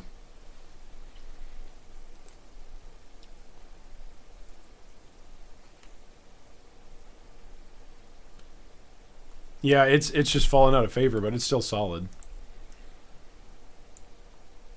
Okay. The new Dark Intent cluster has been added where Skittering Runes used to be. Okay, so they threw something way down there on the bottom side of the tree. It grants it grants increases to the effect of your curses, reduced mana reservation of curse aura skills, making blasphemy a little bit better, increased damage with hits and ailments against cursed enemies, and additional starting doom for all hexes you apply. Huh.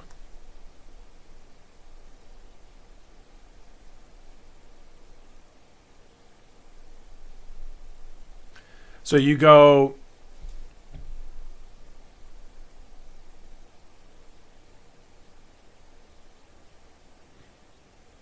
So you go Witchfire Brew in your flask slot. That gives you level 21 Despair. You go... Temp Chains, because Enfeeble is lame now. Temp Chains on Blasphemy.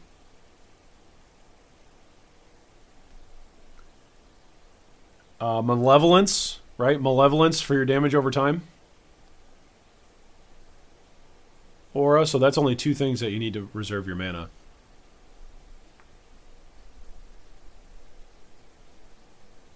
And then you go ED Contagion on Occultist.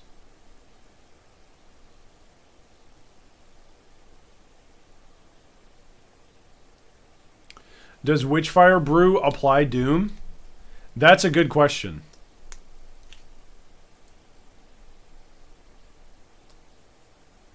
That's a good question.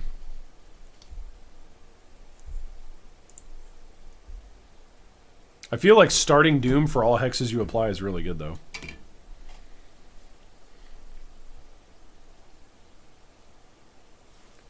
I feel like that's really strong. No, you'll need to hardcast it. Yeah, Witchfire basically is a Blasphemy Aura. So I don't think it'll apply Doom.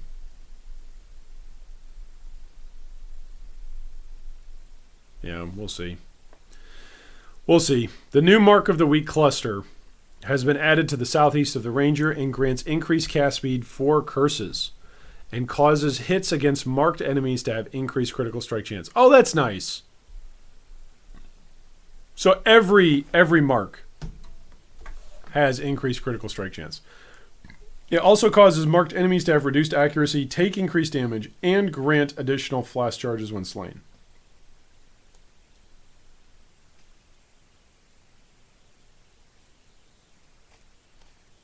But it's for marks. So that's essentially your boss. It's just a boss passive.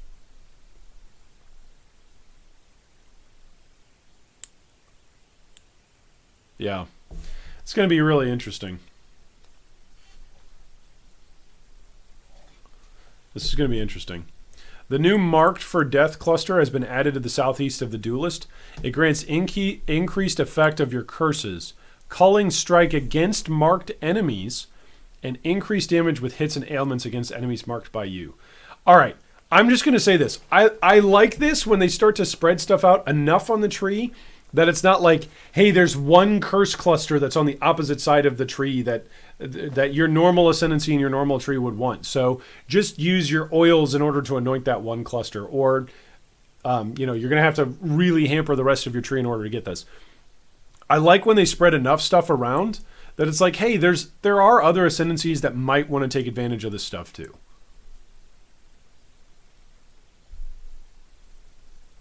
So I like that.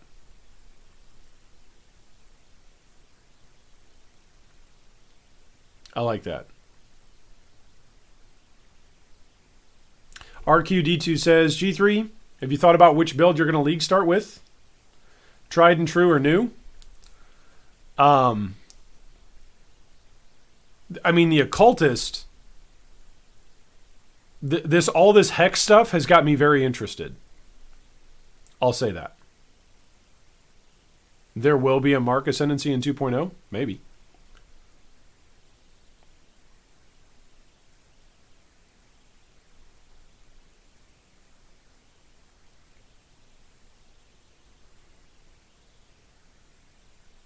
Yeah, I've got a lot of builds that I might start, but I don't know. You can join us for all the league start fun on Friday on Twitch. I'll be streaming off and on throughout the weekend on Twitch for league start, covering both the G3 Guild Bank as well as my own personal league start and messing around in Heist. Don't come watch me if you expect our speed racer. I'm a boomer. I'm slow. If you want to come watch an old man struggle and have a great time playing Path of Exile, then come watch. And we're going to be learning about Heist. I'm probably going to do a lot of messing around with Heist. Ascendancy Balance. Assassin. Yep, we know about this. Deadly Infusion, notable, now grants 1.5% critical strike chance while at maximum power charges from 2% and 5% to critical strike multiplier per power charge from 8. The small passives, which grant critical strike multiplier and chance, now grant 10 to crit strike multi, down from 15. Mistress of Sacrifice now causes your offerings to have 50% reduced effect on you, meaning that Necromancer is still completely fine for you to still play as a league starter or at any point in time. The Necromancer path now causes your offerings to have 50% reduced effect on you. That's fine.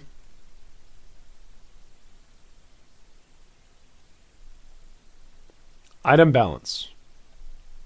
Yep, that's the item tag stuff. You can read more about that there. Fossil descriptions have changed. Yep, we read about some of those. Items which apply a curse to an enemy, such as a curse on hit ring modifier, no longer specify a level and instead have a set magnitude for their values with a fixed amount of doom, which is overwritten when another source applies a more potent version, similar to Arcane Surge. Okay, that's cool. Items which trigger a mark on hit now only do so when hitting rare or unique enemies. Okay, so you can't apply your marks to normal enemies anymore. Life regeneration modifiers are now less likely to roll on items. The values of life regeneration granted by those modifiers has been increased across all but the first tier, with the top tiers now granting twice as much life regeneration per second than before. Existing items with these modifiers can be updated to the new values with a Divine Orb. Okay, so a couple of builds that we already know I'm probably going to be looking at least tomorrow. I'm going to be reviewing builds tomorrow as I set together the build recommendations. We'll probably do 2 or 3 videos. We'll probably do 2. We might have time for 3. I don't think I can say all that I need to say in just one video anymore. I don't think that covers it. In terms of league starter recommendations. Like when I want to make 8 recommended starters, it just doesn't make sense to do 8 in a video. You either cut down the time that you're spending on each of the builds, and then people don't really get a flavor for the build or see what's great about the build. And maybe some of that's my own problem. Maybe I'm too long-winded. Well, no, I know I'm too long-winded, so it is what it is. I'd rather do 2 videos with 4 builds in each than have to try to cut out some of those builds. I've already got to cut out so many builds. I'd rather not keep cutting builds. So Righteous Fire is probably going to be one of the builds I'm looking at. Occultist is another one I'm going to be looking at. There's definitely going to be a Summoner build that I'm looking at.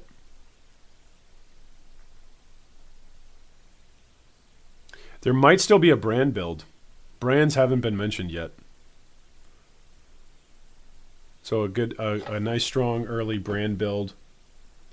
And then you might see a Firestorm build. Don't be shocked if you see a Firestorm build or something like that. So I could see Firestorm being fun to play. Not necessarily out of this world OP or anything, but fun to play.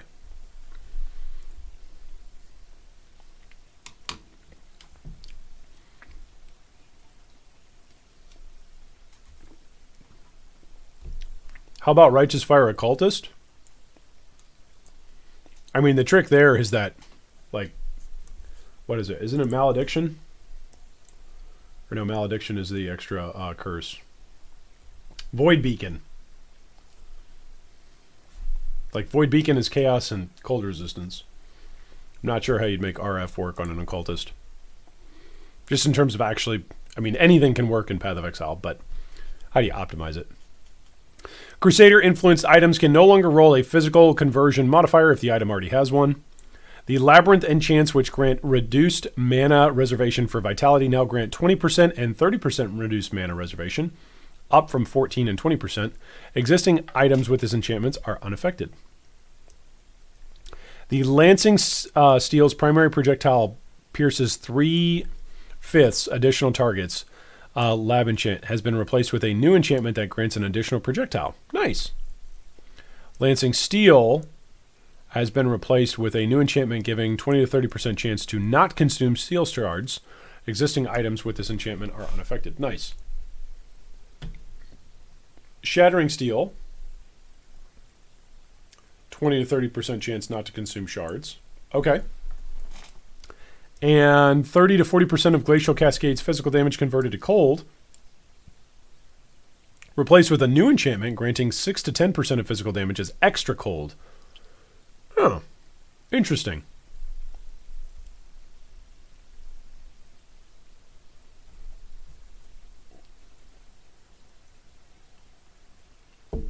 I'd love to see a Firestorm build or maybe Blazing Salvo. Yeah, we'll see.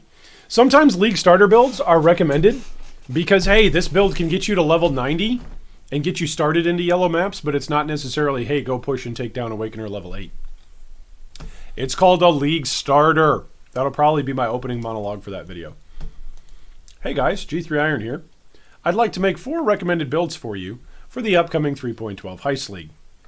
Before we get started though today, I'd like to remind each and every one of you that these build guides that we're recommending are being recommended as League starters. These are not intended for you to be able to just necessarily run through the entire game without thinking or without using any kind of currency to either purchase new items, craft new items, or magically create new items out of your butt. Right? Like, it's a League starter build. So, expect to play it the opening weekend, expect to play it through the opening week. Depending on how much playtime you have, it'll be very, very effective at building up a map pool and then allowing you to transition to something else. Depending on whether or not you like the build, You'll be able to then invest more currency into the build and continue to push the build. Or, potentially, you won't. It's a league starter. It's not a league finisher. There you go. That's the, who's it? League starter intro. It's a league starter t-shirts. There you go. I'll leave you guys to handle the details. I'll leave you guys to handle the details there. The increased discharge radius labyrinth helm enchant has been replaced with a new enchantment granting discharge +3 and +5 to radius. Existing items with this enchantment are unaffected. Cat's stealth aspect of the cat now causes you to have 50% increased stealth and no longer grants 50% reduced visibility to enemies. This affects all items which grant aspect of the cat. I'm shocked. Okay. Cluster jewels. All changes to cluster jewels affect existing items and characters, so everything got nerfed. Eye of the Storm now increases the effect of non-damaging ailments you inflict with critical strikes. Previously specified chill and shock, but now also works with alternate elemental ailments. Not that anyone cares, because nobody uses alternate elemental ailments. Someday they will, though. Precise Commander now causes you and nearby allies to have 25% increased critical strike chance, down from 30, and +10 to crit strike multi, down from 12. That's not that bad. That's still play. No, I mean, I'm sorry. It's terrible. No one should play it. Make sure it's really cheap for me. Vengeful Commander now grants 20% increased effective anger, hatred, and wrath, down from 20%. Okay, that's a smack. That's like an actual smack. It's not a unplayable smack, but that's an actual smack. Vicious Bite now grants your minions +15 to crit strike multiplier, down from 20, and 30% increased crit strike chance, down from 50. That's another smack.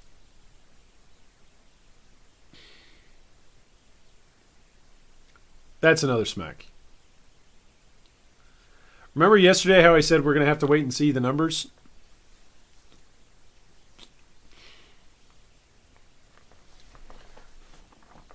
Why'd they send me these nerfs when I asked for buffs? Yeah, that's an actual smack. I don't know, though. I think we can still play it. So first off, if you weren't using any of those 3 cluster jewels in your summoner build doesn't care about the nerfs. So you'll be fine. Necro Vitality build will be the noob league starter. Yeah, honestly, grab Vitality and then just run around and let your zombies and specters win you the game. Like I said at the start, says Crazy Musketeer, Necro is still playable, but you got a couple black eyes. Yeah. Yeah. It's kind of like me during my last soccer match. Still playable. Got a couple black eyes. All right, items which previously inflicted a random curse will now inflict a random hex. This affects Soul Mantle and Ylf's trickery.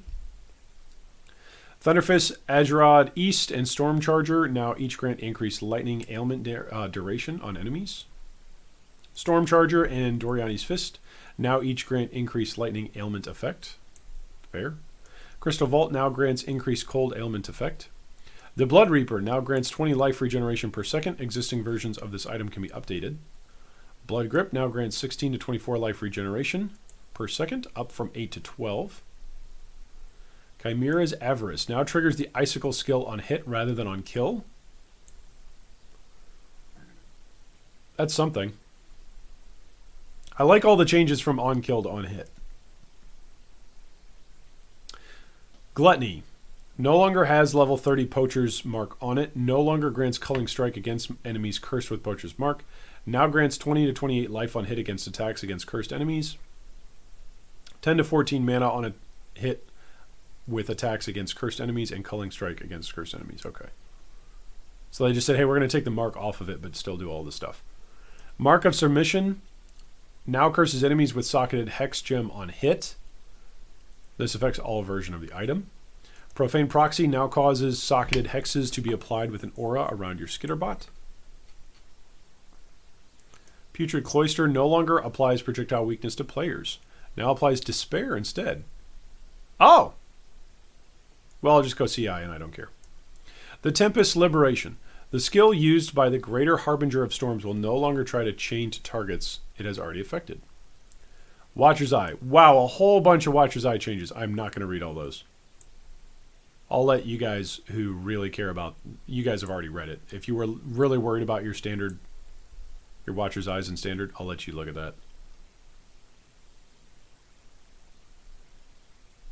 Oh wait, this line I will read. Can now grant 6 to 10% of maximum mana as extra, well, affected by clarity from 12 to 18. Oh, that's a big hit. That's a big hit. So now the best version of Clarity Watcher's Eye for Discipline. The best version now is worse than the worst version then. That's actually a pretty big hit. All right, the Whispering Ice. The ice storm has undergone a significant rebalance with larger impacts falling in a smaller area, meaning you are significantly more likely to hit targets within the area multiple times over the storm's duration than before. Is anybody going to play Whispering Ice?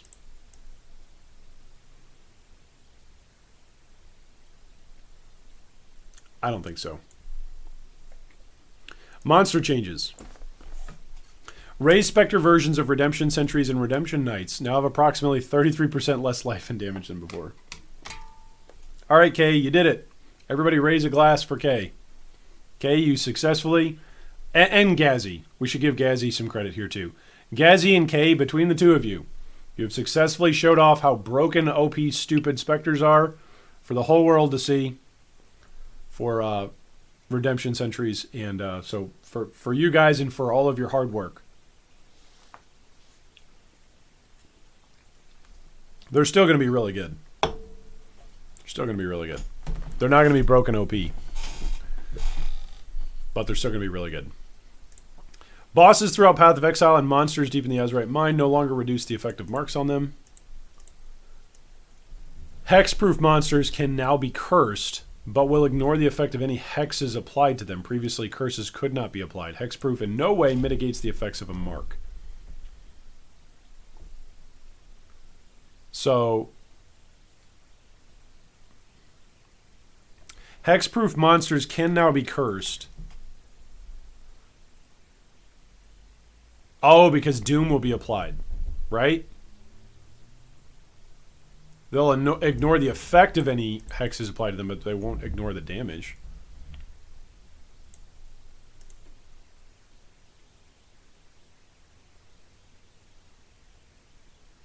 Monsters which previously used curses have had their behavior updated and in line with the new curse behavior. Okay, so that'll be actually key for a couple of different specters that we used to use for cursing stuff with specters. Monster packs in the caverns and the ancient pyramid now spawn with the appropriate necromancer. No more ash prophets with lightning skeletons. Aw, bummer. Monsters now use their own version of the new enduring cry.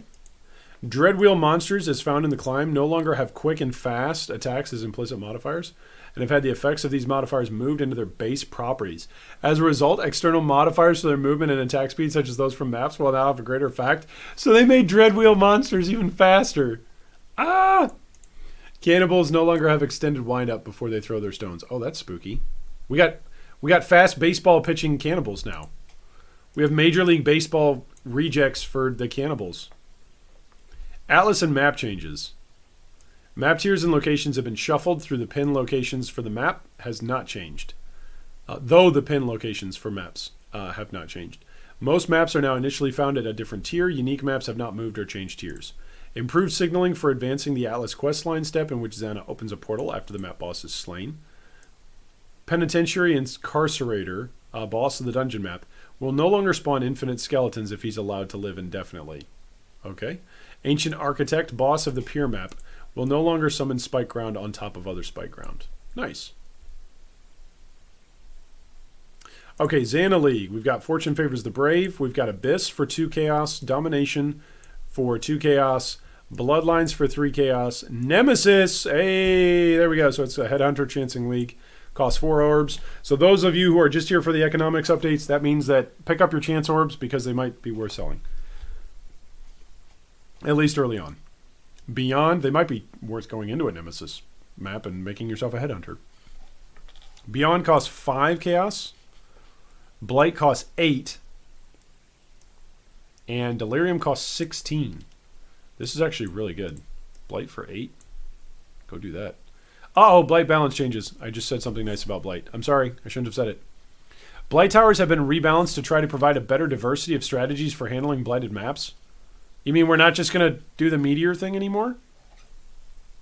Arc towers now cast 74% faster. Shock Nova towers now cast 50% faster.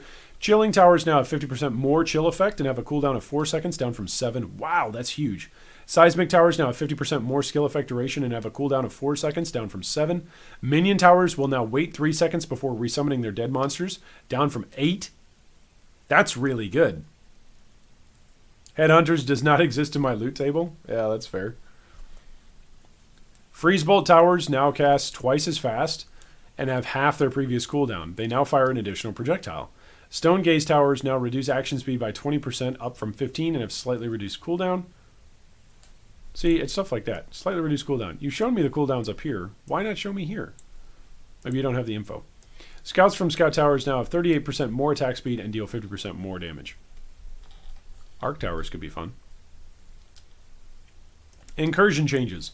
The Hall of Metal, Hall of Heroes, and Hall of Legends are now only available in Incursion temples whose temporal exploration began in level 68 and above areas. Okay. Delve changes. The Buried Monolith encounter for Legion is now restricted to areas of level 68 and above. Okay. UI improvements. The auto-reply command now persists across area transitions. Yay! When you use an in-area transition, such as an entrance to a boss room,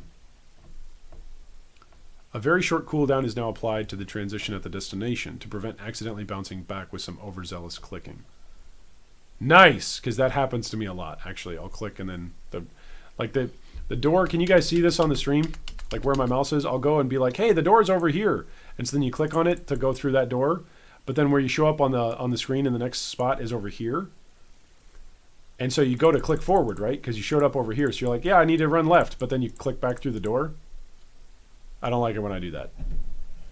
I don't like it when I accidentally run backwards. All right, here's a bunch of quest rewards. So these are where all of the new skill gems are going to come in. Blazing Salvo is Witch and Templar, Siren's Cadence. Or you can purchase it from the Shadow, from Nessa as the Shadow or Scion. Flame Wall, Witch and Templar, Breaking Some Eggs. Or Nessa, Shadow, and Scion. All right. Where is the Crackling Lance?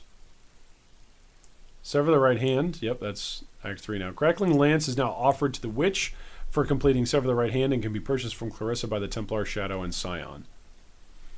All right, so all of you who wanted to play as a Juggernaut with Crackling Lance, I'm sorry, guys. You're going to have to buy it off the market. Sever the Right Hand is Hex Blast. Sigil of Power is offered to the Witch, Templar, and Shadow, breaking the seal. Okay, so that's Act 4. And Void Sphere is Act 4 for breaking the seal. Okay. PvP changes. We're not going to read those because nobody in our community plays PvP. And then bug fixes. All right. Ladies and gentlemen, those were the patch notes. All right, so now the difficulty comes in where all we have to do is just figure out what sort of builds that we want to play, though. Overzealous clicking is actually dangerous now, though, because that click will move you and remove the 10-second grace period. Yeah, that's fair. I just need to be more patient in my clicking overall. Okay, so my initial thoughts are, wow, those patch notes were a lot smaller than what I thought they would be. I'm worried that means that we're going to find Easter egg nerfs once we actually play the game. Necromancer is going to be fine. Necromancer is not dead. Necromancer summoners will be fine. Notice there were no more volatile dead nerfs either. There were no volatile dead nerfs. So if you still want to play Wagon Witch, where you're just creating corpses all over the place, you still can do that. There were Spell Slinger nerfs, but you could always do Volatile Dead with Poet's Pen. That was originally what that build was like, and that was before the Necromancer got reworked to have the whole Wagon Witch theme to it. So I think we're going to be good. I think this will be a very, very fun league. I think Heist has got a lot more potential for replayability and for encounters and for fun loot and for fun drops than Harvest. Harvest was a great league for crafting. It was a great league for crafting. If you liked crafting, Harvest was your league. If you like killing monsters and building different builds and then taking on that content with different builds, Heist is going to be for you. All right, I have been G3 Iron.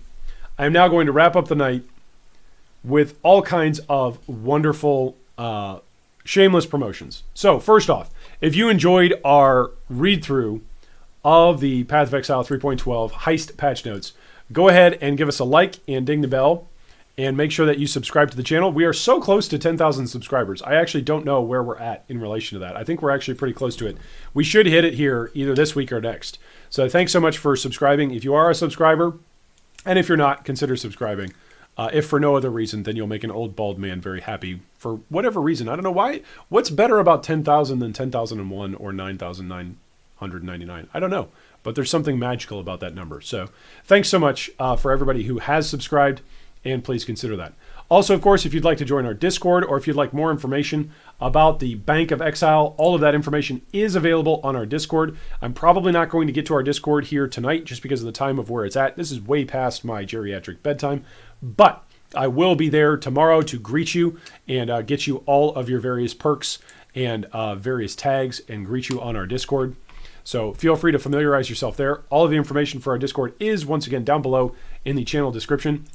Thank you so much to all of our Patreon supporters. I know that we've actually got a couple of new Patreon supporters here today, so thanks so much to all of our Patreon supporters who have been supporting us so faithfully and help provide all sorts of wonderful equipment, like the reason why we have a green screen and the reason why we've got nice webcams and the reason why we've got a better microphone. I remember for a year and a half, pretty much every single piece of video that we did, somebody said, "Oh, I hate your audio." And then we got new audio equipment. So thank you so much to Patreon supporters who help support the channel and who help make this a wonderful, wonderful community that it is. Thanks once again, everybody else, for watching. I will be live on Twitch over the weekend playing gameplay, and then over the next 2 days or so, don't expect a video to come out tomorrow, but expect something to come out on Thursday, and then probably Friday as well, with some League Starter suggestions. So thanks so much for joining us together tonight. Thanks so much to everybody who has joined. Smash that like button and subscribed. Thanks so much to everybody who went over to Twitch and gave us a follow, and thanks once again to everybody who has who's generously supported the stream, including God of Bread here tonight with a wonderful $40 tip, and a whole bunch of other people that have supported via Patreon. So thanks so much for joining us tonight for the 3.12 Heist League patch notes, and I hope the upcoming League 3.12 Heist League is the league a Mirror of Calandra drops for you.